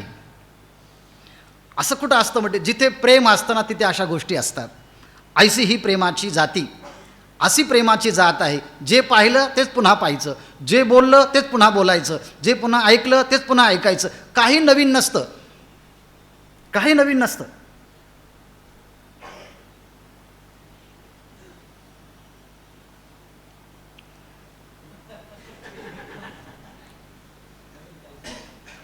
मी याच्याकरता थांबलो. ते इथे सांगण्याची गोष्ट नाही आहे, पण सांगतो आता, काय वक्ताच आहे म्हणून सांगावं लागतं. ते आत्ताची पद्धत निघाली आहे, एंगेजमेंट झाली की त्या मुलाने मोबाईल घेऊन देणं, आणि दिल्यानंतर लग्न होईपर्यंत बॅलन्स टाकत राहणं, आणि दिवसभर जेव्हा वाटेल तेव्हा बोलत राहणं. काय त्यात आहे? जे वाक्य काल झाले ना तेच वाक्य उद्या बोलायचे, आणि जे उद्या बोलले तेच परवा बोलायचे, आणि जे परवा बोलले तेच आणखी 5-6 महिन्याने बोलायचे, आणि लग्न झाल्यानंतर बोलायचंच नाही काय. याचं कारण एक आहे, काजेविणही बोलावे, काही नसताना सुद्धा बोलावं लागतं.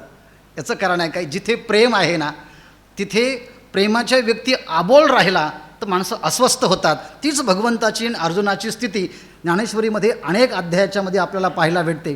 तू जर बोलला नाहीस ना मला अस्वस्थ होतं. म्हणून हाच प्रसंग 18व्या अध्यायामध्ये सांगत असताना ज्ञानेश्वर महाराजांनी हे उदाहरण दिलेलं आहे.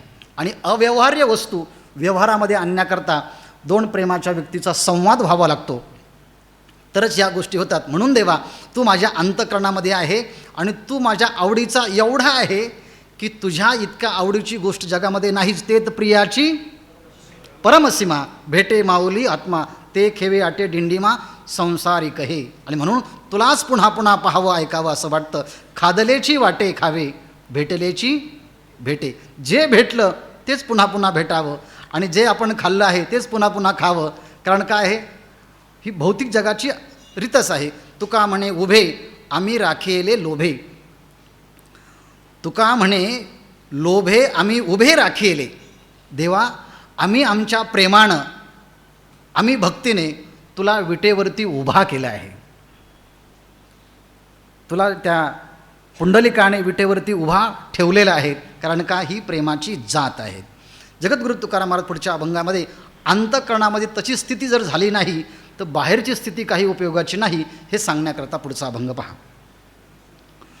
पोटी शूळ अंगी उटी चंदनाची, आवडी सुखाची कोणतया, तैसे मज कागा केले पंढरी राया, लौकिक हा वाया वाढविला, जोरिलिया पुढे पुढे वाढिली मिष्टांने, काय चवी त्याने घ्यावी त्याची, तुका म्हणे मडे शृंगारिले वरी, तेची झाली परी मज देवा. एखाद्या माणसाला अतिशय पोट दुखायला लागलं, इतकं पोट दुखायला लागलं, इतकं पोट दुखायला लागलं, जगद्गुरु तुकाराम महाराज म्हणतात त्याला पोट सोळत झाला, इतकं पोट दुखायला लागलं. आणि एक मनुष्य म्हटलं घाबरू नको काही, मी चंदन आहे ना, चंदन तुझ्या पोटाला लावतो. महाराज म्हणतात अंगी पोटीशूळ, पोटीशूळ म्हणजे पोटामध्ये अतिशय दुःख झालं आहे, पोट दुखायला लागलं आहे, वेदना होत आहेत. आणि अंगी चंदनाची उटी, आणि बाहेरून अंगाला चंदनाची उटी लावली आहे. बाहेरून चंदनाच्या उटीचा आनंद त्या व्यक्तीला येईल का, आतून ज्याचं पोट दुखतं आहे? उलट ज्याने चंदनाची उटी लावली त्याला आनंद येईल, वा वा छान आहे. पण आतून त्याचं पोट दुखतं आहे ना, त्याला त्याचा काही उपयोग नाही आहे. त्याप्रमाणे तैसे मज कागा केले पंढरी राया, लौकिक हा वाया वाढविला. देवा तुला असं का वाटतं बरं? माझी किती नाव लौकिक आहे, माझी किती कीर्ती आहे, माझी किती प्रशंसा आहे, जिथे गेलो तिथे माझंच नाव काढतात, जिथं गेलं तिथं माझ्याचबद्दल बोलतात, एवढी माझी कीर्ती वाढवली, पण अंतःकरणामध्ये तू मला कुठे अजून भेट दिली बरं? आणि तू जर भेट दिली नसेल तर तुझं तसं करणं त्या आतून पोटशूळ उठल्यासारख्या व्यक्तीच्या प्रमाणेच आहे. एवढंच नाही, आयुर्वेदातलं उदाहरण देतात. ज्वरिलिया पुढे वाढविले मिष्टांने, काय चवी त्याने घ्यावी त्याची. एखाद्या व्यक्तीला ताप आला, इतका ज्वर आला, आणि त्या ज्वराच्यामुळे त्याचं तोंड कडू पडलं, आणि अशा व्यक्तीला जेवायला बोलवलं, आणि 56 भोग आज काही लोकांनी केले आहेत. दिवाळीच्यामध्ये देवाला 56 भोग करतात, काहींना जेवायला पण बोलवलं असेल. असे 56 भोग त्याला दिलेत, आणि मग अशा ज्वर झालेल्या व्यक्तीला 56 मिष्टान्न खायला दिलं तर चवी त्याने त्याची काय घ्यावी? त्याची चवी त्याला कशी घेता येईल? त्याला चवच येणार नाहीत. ते दुधाते म्हणे कडोविक. जर ज्वर झाला असेल तर दुधाला सुद्धा ते कडोविक म्हणतात, चांदण्या देखील त्या पिवळ्या झाल्या असं म्हणतात. तुका म्हणे मढे शृंगारिले वरी, तेची झाली परी मज देवा. देवा मला तसं झालं आहे, एखाद्या माणसाचा आतमध्ये असला प्राण निघून गेला आणि बाहेरून त्याचा खूप मोठा शृंगार केला. किती जरी शृंगार केला आणि आतमध्ये जर जीवच नसेल तर त्या शृंगाराला काय किंमत आहे? तसं देवा आतून जर तुझ्या स्वरूपाची प्राप्तीच नसेल, तुझ्या प्रेमाची खुणच नसेल, तुझ्या प्रेमाचा ओलावाच नसेल, आणि बाहेरून सगळे जे लोकांना आहे त्याच्यापेक्षा जास्त मला आहे, त्याचा काय उपयोग? आहिकेचे का स्वर्गीचे भोग पायिक झाले इच्छेचे, परी भोगावे हे नरुचे, मना माझी करून तुझी प्राप्ती नाही ना म्हणून देवा. बेगडाचा रंग राहे कोण काळ, अंग हे पितळ न देखता, माझे चित्त मज जवळीच ग्वाही, तुझ मज नाही भेटी ऐसी, दासी सुता नाही पितयाचा ठाव, अवघेची वाव सोंग त्याचे, तुका म्हणे माझी केली विटंबना, अनुभवे जना येईल कळो. तोच मागच्या चरणातला भाव आहे आणि तसाच भाव या अभंगामध्ये करतात. एखाद्या मंदिराला कळस बांधायचा आहे आणि सांगितलं आमच्या मंदिराला कळस हा सोन्याचा द्यायचा आहे, पण एवढं सोनं कुठं आहे आपल्याकडे. मग म्हटले काय करा, आतून पितळ लावा आणि बाहेरून सोन्याचा मुलामा द्या. त्याप्रमाणे ज्ञानेश्वर तुकाराम महाराज म्हणतात, जो खोटा आहे, बेगडी असा मुलामा दिला आहे. बेगडाचा रंग कोण काळर आहे, वरवर बेगडी खोटा मुलामा जर दिला असेल तो किती काळ राहील बरं, किती काळ राहील म्हटले, काही काळ राहील. कुठपर्यंत राहील म्हटले, अंग हे पितळ न देखता, मूळ पितळाचं अंग दिसत नाही तोपर्यंत हे सोन्याचं आहे सोन्याचं आहे असं म्हणतील, पण तो मुलामा एकदा की उष्णतेने वाऱ्याने निघून गेला की मग खरं आहे ते कळेल ना. माझे चित्त मजच जवळी ग्वाही, तुझं मज नाही भेटी ऐसी, तुझं मज ऐसी भेटी नाही, तुझी आणि माझी अशी उरावर अजून भेट झालेली नाही, आणि त्यामुळे माझे चित्त जवळीच ग्वाही, मज ग्वाही, माझं चित्त मला जवळच नित्य नूतन ग्वाही देत आहे. तुला अजून भगवंताची प्राप्ती झाली नाही, तुला भगवंताचं प्रेम भेटलं नाही, तुला संदेहाची निवृत्ती झाली नाही, असं माझं चित्त मला आतून नेहमी ग्वाही देतं, नेहमी सांगतं आहे. बाहेरून मात्र नव्हे दास खरा परी झालासे डांगोरा, असं काही झालं आहे म्हटले. कसं झालं आहे पुढचं उदाहरण देतात. दासी सुता नाही पितयाचा ठाव, अघवेची वाव सोंग त्याचे. उपनिषदामध्ये एक कथा आहे. गुरूंच्याकडे एक विद्यार्थी जातो, सत्यकाम, आणि गुरु विचारतात तुला मी ब्रह्मज्ञान सांगायचं आहे ना, मग तू तुझ्या वडिलांचं नाव सांग. तो आईकडे, तो प्रामाणिक असल्यामुळे तो आईकडे जातो आणि आईला विचारतो बाबांचं नाव काय आहे, मला गुरुनी विचारलं आहे की वडिलांचं नाव सांगा. तेव्हा आई इतकी प्रामाणिक होते, ती दाशी होते, आणि ती म्हटले मलाही फार माहिती नाही, मी जाबाला आहे आणि तू सत्यकाम जाबाला आहे, एवढंच तू सांग तुझ्या गुरूंना. आणि जसं आहे तसं एवढा अंतःकरणाचा आर्जव आणि सरळपणा पाहिल्यानंतर त्या गुरूंनी सांगितलं तू एवढा सरळ बोलतोस ना, तू ब्राह्मण असला पाहिजे, तुला ब्रह्मविद्या द्यायला काही हरकत नाही. पण इथे मात्र दासीचंच उदाहरण दिलं आहे ते वेगळ्यासाठी. दासी सुता नाही पितयाचा ठाव, अवघेची वाव सोंग त्याचे. एक मुलगा जो दासीचा पुत्र आहे आणि त्याला वर्णाश्रमाप्रमाणे कर्तव्य कर्म करायचं होतं. मग ब्रह्मचारी, वानप्रस्थ, ग्रहस्थ याप्रमाणे असेल, किंवा ब्रह्मचारी, ग्रस्त, वाण किंवा ब्राह्मण, क्षत्रिय, वैश्य या वर्णाश्रमाप्रमाणे त्याचं कर्तव्य त्याला पाडायचं होतं. पण त्याला हेच माहिती नव्हतं की माझा बाप कोण आहे. मग पिता जर कोण आहे हे माहिती नसेल तो वर्णाश्रम धर्माचं पालन त्याचं सोंग कशाला करायचं. मग दासी सुता पितयाचा ठाव नाही, अवघेची सोंग वाव. सगळे सोंग, सगळा व्यवहार हा व्यर्थच आहे ना. तो म्हटला तुम्हाला कळत नाही का माझ्याकडे पाहून, शौर्यम तेज धृतिर्दाक्षम युद्ध चाप्य पलायनम दानमीश्वर भावश्च क्षात्रकर्म स्वभावजम. नंतर दुसऱ्या दिवशी म्हणायला लागला काय, शमोदपस्तप शौचम शांतिर्हार्जवमेवचम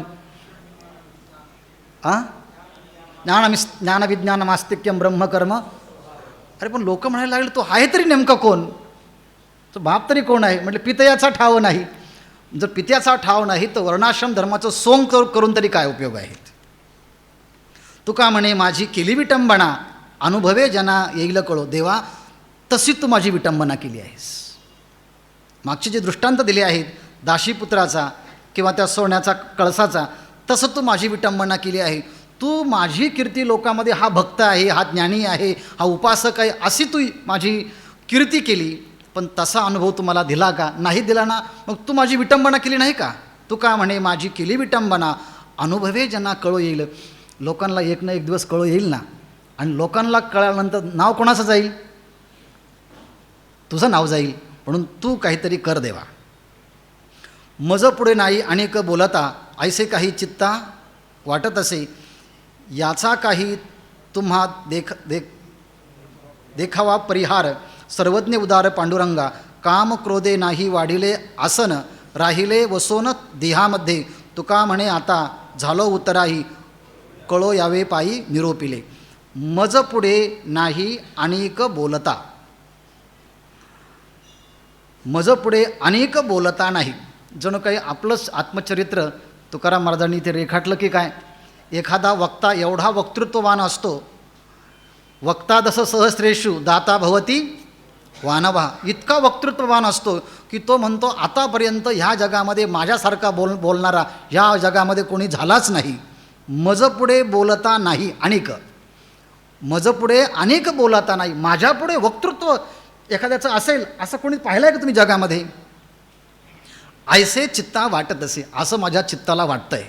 म्हणजे मीच सगळ्यात मोठा वक्ता आहे, दाता भवती वानावा, याचा काही तुम्ही देखावा बरोबर ना, याचा काही तुम्ही देखावा परिहार, सर्वज्ञ उदार पांडुरंगा, हे सर्वज्ञ, हे उदारा, हे पांडुरंगा, याचा तुम्ही काही परिहार द्यावा, यातून काही काढण्यासाठी तुम्ही काहीतरी उपाय करावा. माझ्या अंतःकरणामध्ये हा विनाकारणच दांभिकता निर्माण झाली आहे. माझ्या अंतःकरणामध्ये सत्य असण्याच्या शिवाय असत्यच निर्माण झालं आहे. परवा आणि तेरवा सांगितल्याप्रमाणे चित्ताच्या ठिकाणी अनाधिकृत बांधकाम तयार केलेले आहेत. कोणी? काम क्रोधे नाही सांडिले आसन, राहिले वसोनी देहामध्ये, काम क्रोधे देहामध्ये वसोनी राहिले आणि आसन सांडिले नाही. अंतःकरणामध्ये काम सांगितलं ना,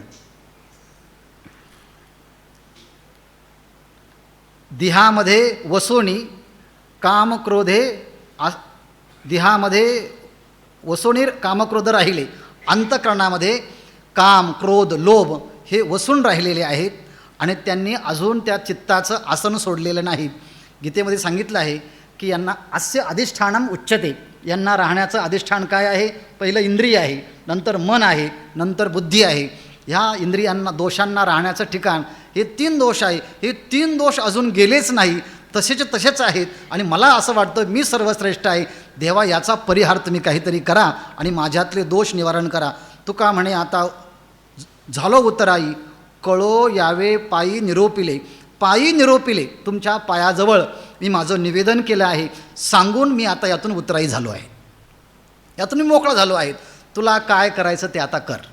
मला जे सांगायचं होतं म्हणजे स्वतःचं अंतर्मुख होऊन काय काय गुण आहे, काय काय दोष आहे हे सांगितलं आहे. आता पुढच्या अभंगामध्ये नावामध्ये काय आहे? कर्तृत्व नसेल तर, हा आशय पुढच्या अभंगामध्ये आहे. कर्तृत्व काहीच नाही, नावच चांगलं चांगलं ठेवलेले आहे. कसे पहा. सावित्रीची विटंबना रांडपण करीत असे, काय जाळावे ते नाव अवघे वाव असे ते, कुबेर नाव मुळी वाहे कैसे पायी फजिती, तुका म्हणे हुणगुण देखे उगीच मुखे स्पुंदिती. एखाद्या बाईचं नाव सावित्री आहेत, म्हणजे पतिव्रता आहेत, जिने पतीला देखील मागे आणलेलं आहेत. फक्त हिच्या ठिकाणी कोणतं तप नाही, जप नाही, अनुष्ठान नाही, पतिसेवा नाही, पतिधर्म नाही, काय नाही, फक्त नावच काय आहे? सावित्री आहे. पण काही दिवसांनी हिचा पती गेला आणि तिला वैधव्य आलं. रांडपण करीत असे, ही विटंबना आहे की नाही त्या नावाची? सावित्री नावाची विटंबना आहे की नाही म्हटले. नाव सावित्री आणि वैधव्य ती वैधव्य म्हणून जगामध्ये राहते. ह्या सावित्री नावाची तिने विटंबनाच केली आहे. सावित्री नाव ठेवलं ना, तेवढ्यासाठी तरी तिने चांगलं वागायला पाहिजे होतं आणि आपल्या सामर्थ्याने त्या पतीचं जे काही आयुष्य आहे ते वाढवायला पाहिजे होतं, पण तसं काही केलं नाही, म्हणून ती विटंबना आहे. पुढे सांगतात, काय जाळावे ते नाव. जसं नाव ठेवलं आहे तसं जर त्या व्यक्तीच्या ठिकाणी कोणतं कर्तृत्वच नाही, कोणतं दातृत्वच नाही, कोणतं वैशिष्ट्यच नाही, अवघे वावते असे, ते सगळे वाव आहे, खोटं आहे, पोकळ आहे, निरर्थक आहे, काही अर्थ नाही त्याला. असं कसं म्हणतात? अहो म्हटले एका माणसाचं नाव ठेवलं कुबेर. कुबेर म्हणजे काय? सगळ्या धनसंपत्तीचा मालक. अहो म्हटले कुबेर महाराज तुम्ही काय करतात? काय नाही म्हणे, जंगलामध्ये जातो, लाकडं तोडतो, मुळ्या आणतो, लोकांना विकतो. तुका म्हणे कुबेर नाव मुळी वाढे. तो मुळी वाहत असेल, कैसी पायी फजिती. त्या कुबेर नावाची मोठी फजिती आहे की नाही म्हटले. नाव अमरसिंग, कुठे म्हटले? आत्ताच मेले ते. नाव लक्ष्मी, काय करते म्हटले? गोवऱ्या वेचण्याचं काम करते. काय त्या नावाचा अर्थ आहे? तुका म्हणे हुणगुण देखे. मला हुणगुण म्हणजे काय? हां, हुणगुण म्हणजे गाजावाजा, दांभिकता.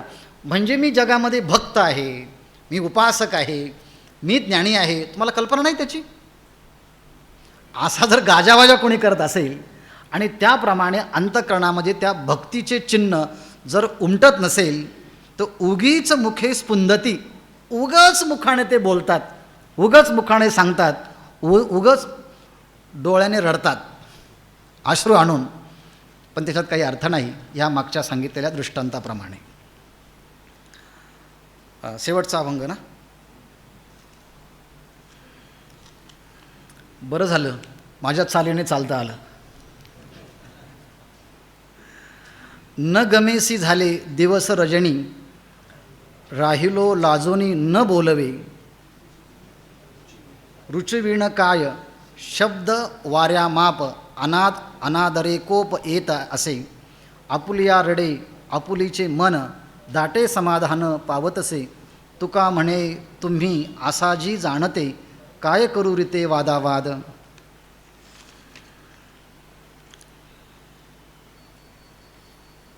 रजनी झाली, दिवस झाली, न गमेशी. देवा मला असं वाटत होतं आज सकाळचा दिवस उगवला, संध्याकाळपर्यंत कोणत्या ना कोणत्या निमित्ताने तू येशील आणि मला भेटशील.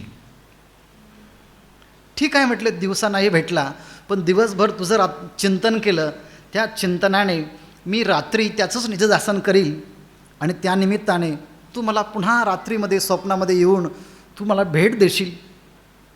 पण खरं सांगू का, रजनी गेली, रात्रही गेली, दिवसही गेला, पण तरी देखील तू भेट मला दिली नाही. त्यामुळे न गमेशी आता मला काही करमत नाही, मला काही सुचतच नाही. मला सारखी हुरहुर लागली. माझा आजचा दिवस वाया गेला, रात्र वाया गेली. परंतु तुझ्या स्वरूपाची थोडीसुद्धा चाहूल मला लागली नाही. थंड वारा आला, त्या वाऱ्याच्या निमित्तानं कदाचित तूच आलास की काय असं मला वाटलं होतं, परंतु पाहायला गेलं तर तू पण मला दिसला नाहीस. काय विरहिणी आहे ती? अवचिता परिमळू झुळकला अळूमाळू, मी म्हणे गोपाळू आला गे माई. मला असं वाटलं तो येईल, त्या वाऱ्याच्या झुळकीने कदाचित त्याचेच पावलं आले की काय मला असं वाटलं. पण रात्र गेली, दिवस गेली, झाली, न गमेसी. तो आलाच नाही. आता मला काही करमत नाही. पण काय करू? राहिलो लाजोनी न बोलवे. आता मला लोकांनाही सांगता येत नाही, बोलता येत नाही, दाखवता येत नाही. मलाच माझी लाज वाटायला लागली आणि म्हणून लाजोनी न बोलवे, लाजोनी राहिलो न बोलवे. मलाच माझी इतकी लाज वाटायला लागली. कोणाला सांगावं, कोणाला बोलावं, कोणाच्या समोर माझं मत व्यक्त करावं. आणि म्हणून आता मी बोलत नाही, गप्प राहिलो आहे. याचा अर्थ मी खूप शांत आहे असं नाही. अंतःकरणामध्ये हुरहुर मात्र तुझ्या भेटीची कायम आहे. पण तू सर्वज्ञ आहेस, तुला सगळं कळतं. माझ्या अंतःकरणातल्या ह्या तुझ्या भेटीची जी आस लागली आहे ती तुला नाही कळाली का? शब्दाशिवाय तुला नाही कळलं का? शब्दाविणे संवादीचे असं जे म्हटलं आहे, प्रेमाच्या व्यक्तीला फार बोलावं लागत नाही, ओळख नसलेल्या व्यक्तीला बोलावं लागतं, मग तेव्हा कळतं. पण प्रेमाच्या व्यक्तीला पाहिलं तरी कळतं की काय लागतं यांना. महाराजांनी तिकडनं पाहिलं की वेळ झाली समजायची, आता संपली वेळ आपली आता. म्हणजे फार बोलावं लागत नाही. ज्याला माहिती आहे ना त्याने पाहिलं तरी कळतं की म्हणजे त्यांच्या बोलण्यातच सगळं कळत असतं. पण माझं तुला का कळत नाही बरं? का का का कळत नाही? मी जे बोललं आहे, माझ्या बोलण्याला काही माप आहे की नाही म्हटले. वाऱ्या माप. जसं वाऱ्याला काही माप नाही, ते निरर्थक असतं, तसं माझं जे बोलणं आहे ना, तसं तू निरर्थक घेतलं आहे का? माझ्या बोलण्याचा तू थोडासुद्धा आदर ठेवला नाही. माझ्या बोलण्याचा तू अनादर केला आहेस. माझ्या बोलण्याला किंमतच दिली नाही. वाऱ्याला जसं माप नाही, तसं माझ्या बोलण्याला काही मापच नाही का? काही अर्थच नाही का? म्हणजे माझ्या बोलण्याला तुझ्या अंतःकरणामध्ये काही गोडीच नाही. मी जे बोलतो आहे काहीतरी असेल ना, माझ्या अंतःकरणात तुझ्याविषयी काही रुची असेल, प्रेम असेल, परंतु माझ्याविषयी तुझ्या अंतःकरणात माझ्या बोलण्याला आदर नाही, माझ्या शब्दाला काही किंमत नाही, आणि माझ्याविषयी तुझ्या अंतःकरणामध्ये रुची, आवडच नाही. त्यामुळे मला तुझा खूप राग येतो रे. कोप येत असे, अतिशय राग येतो. पण काय करू? लाजोनी न बोलावे. पुन्हा मला लाज वाटते, तुला कसं बोलावं म्हणून मी बोलत नाही. पण बोलत नाही याचा अर्थ मला बोलता येत नाही असं नाही. संधी आली तर काय काय बोललं सांगता येत नाही बरं का. बोलेल मी असं काही करून. आणि हा जर अनुभव नाही आला तर माझ्या मनाची काय स्थिती होईल तुला माहिती नाही का? मनाचा एक स्वभाव आहे म्हटले. काय? आपुलिया रडे आपुलेच मन. आपुलेच मन आपुलिया रडे. त्या मनाला जर योग्य समाधान झालं नाही तर ते आपलं मन रडत असतं. ज्ञानेश्वर महाराजांची एक ओवी सांगतो. ऐशी दशा येईल पुढे तै मन होईल वेडे. चिंतूनी ठेवी रोकडे आत्मज्ञान. वेड्या माणसाने वेड्या वस्तूंचा गोळा करून त्या मनाला समाधान देण्याचा प्रयत्न केला तर ते मन म्हणेल, अरे वेड्या, ह्या वेड्या वस्तू गोळा करून मी कसं समाधानी होईल? मला शुद्ध ज्ञान पाहिजे. म्हणून अनुभव सुखे दावीत जाईजे. या मनासी एक निके जे देखली या गोडीच्या ठाया सुके. म्हणून अनुभवाची कौतुके, अनुभव सुख कौतुके दावीत जाईजे. म्हणून अनुभवी पुरुषाने त्या परमात्माचं सुख त्या मनाला दावीत जावं. आणि ह्या मनाचं एक चांगलं आहे ना, पण ह्या मनाला ते जर चांगलं मिळालं नाही तर आपुलची मन रडे. ते आपलंच मन आपल्यासाठी रडत असतं आणि मग त्याचा समाधान त्याला प्राप्त होत नाही. पण दाटे समाधान पावत असे. दाटे म्हणजे बळजबरीने त्याचं समाधान करावं लागतं. काही नाही, आता नाही, उद्या होईल, उद्या नाही परवा होईल, आज नाही आला परमात्मा तर उद्या येईल, तेरवा येईल. पण ते मन जोपर्यंत शाश्वत सुखाची अनुभूती येत नाही तोपर्यंत ते काही अस्वस्थ राहतं. तुका म्हणे तुम्ही आसा जी जाणते काय करू रीते वादावाद. तुका म्हणे तुम्ही जाणत असा, तुम्ही सर्ववित आहात, तुम्ही सर्वज्ञ आहात, तुम्हाला प्राणीमात्रांच्या अंतःकरणातलं सगळं काही कळतं. मग माझ्या अंतःकरणातला भाव कळत नाही का? आणि माझ्या अंतःकरणातला भाव सगळा कळत असेल तर विनाकारण तुमच्याबरोबर मी वादावाद तरी का करू? म्हणून मी काही बोलण्यापेक्षा तुम्हीच माझ्या अंतःकरणातला भाव जाणा आणि तुम्ही सगुण साकार त्या स्वरूपाची भेट मला द्या, अशी माझी मनापासून विनंती आहे. आणि ती जर तुम्ही केली तर मी कोणतीच वादावाद करणार नाही. अशी जगद्गुरू तुकाराम महाराज परमात्म्याच्या भेटीची आतुरता ह्या अभंगामध्ये सांगून, जी आतुरता त्यांना लागली ती आतुरता आपल्या मनी मानशी वृद्धिंगत व्हावी आणि वृद्धिंगत परमात्म दर्शनाची आशा ज्ञानेश्वर महाराजांच्या आणि या सगळ्या संत प्रभूतींच्या सामर्थ्याने प्राप्त व्हावी, अशी प्रार्थना करून वाणीला ह्या ठिकाणी विराम. पुंडलिक वरदा हरी विठ्ठल.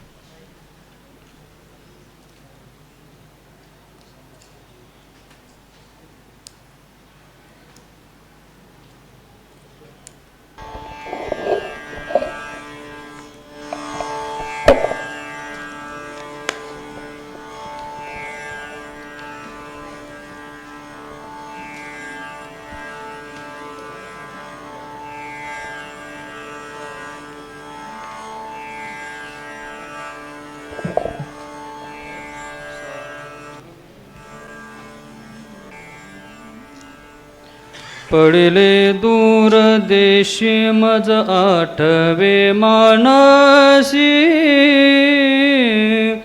पडिले दूर देशी मज आठवे मानसी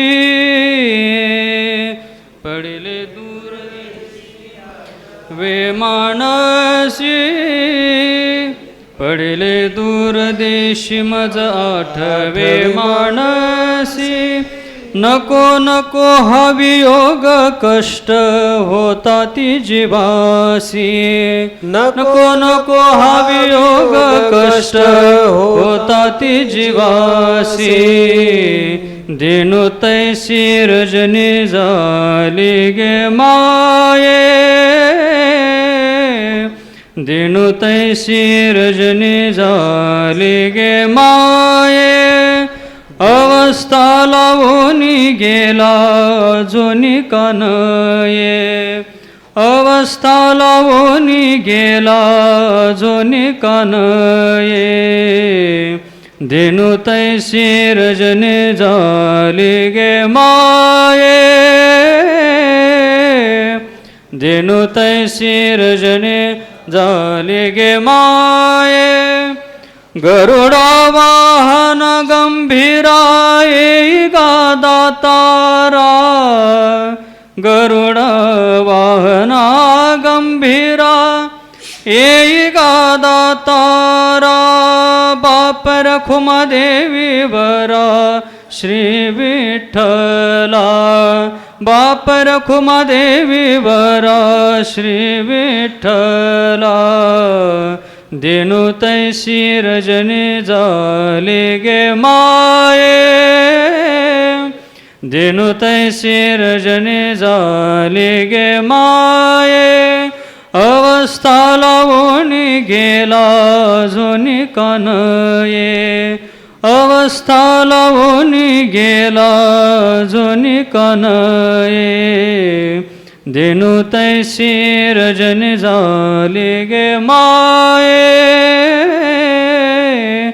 दिनु तैसी रजनी झाली गे माये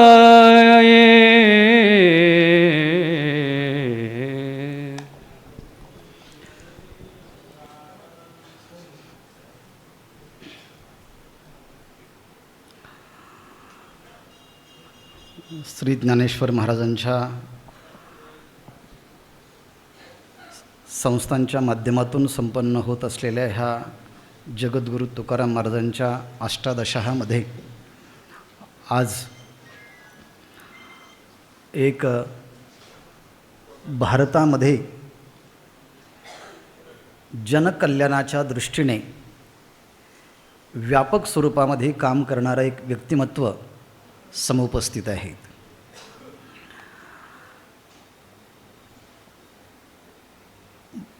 आळंदी पंढरपूर या क्षेत्रातलं आरोग्य माणसांचंही आणि तीर्थक्षेत्रांचं म्हणजे नद्यांचंही आरोग्य चांगलं राहावं, सगळ्या मुलांना चांगलं शिक्षण भेटावं, अन्नदान भेटावं, राहण्याची व्यवस्था व्हावी, चांगले ग्रंथ उपलब्ध व्हावे, ह्याकरता सतत तळमळ करणारे आणि त्याचप्रमाणे ती तळमळ कार्यान्वित करण्यासाठी ज्यांची जिद्द, साहस आणि कर्तृत्व सगळ्या मंडळींना माहिती आहे, असे विद्यासागर माणिकराव हिरमुखे सर या ठिकाणी समुपस्थित आहेत.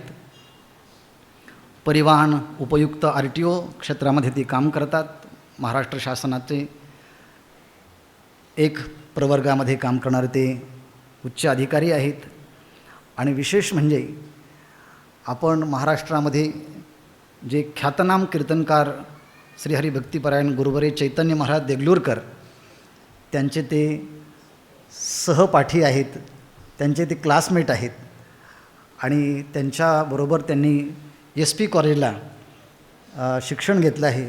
मीही SP कॉलेजचाच विद्यार्थी आहे.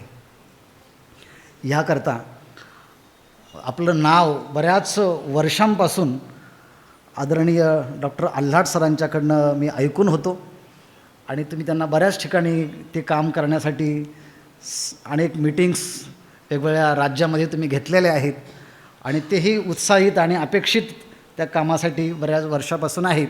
आज आपण या ठिकाणी आलात आणि तुमच्या कार्याला या दीपावलीच्या निमित्ताने अनंत शुभेच्छा माऊलींच्या सत्तेने प्राप्त व्हाव्यात आणि आपल्या मनी मानसी असणारी इच्छा साकार व्हावीत ह्याकरता ह्या अष्टादशामध्ये वारकरी शिक्षण संस्थेचे शिक्षक आणि आम्हा सर्वांचे आदर्शस्थान असणारे गुरुवर्य श्री भास्करजी महाराज, मी आपणास विनंती करत आहे की आपण आदरणीय श्री विद्यासागर माणिकराव हिरमुके सरांचा सत्कार या ठिकाणी करावायचा आहे.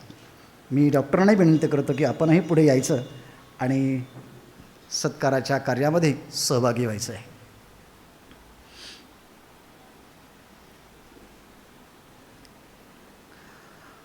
अनेक हॉस्पिटल काढावेत, अनेक अन्नक्षेत्र काढावेत, अनेक मुलांना ग्रंथ द्यावेत, आरोग्य संबंधाने सेवा करावी अशी त्यांची धारणा आहे. ज्ञानदेव तुकाराम महाराज की जय.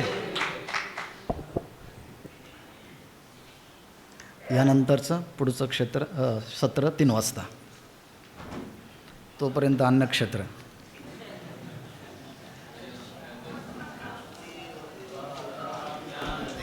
तुकार ज्ञानदेव तुकाराम, ज्ञानदेव तुकाराम, तुकाराम तुकाराम तुकाराम तुकाराम.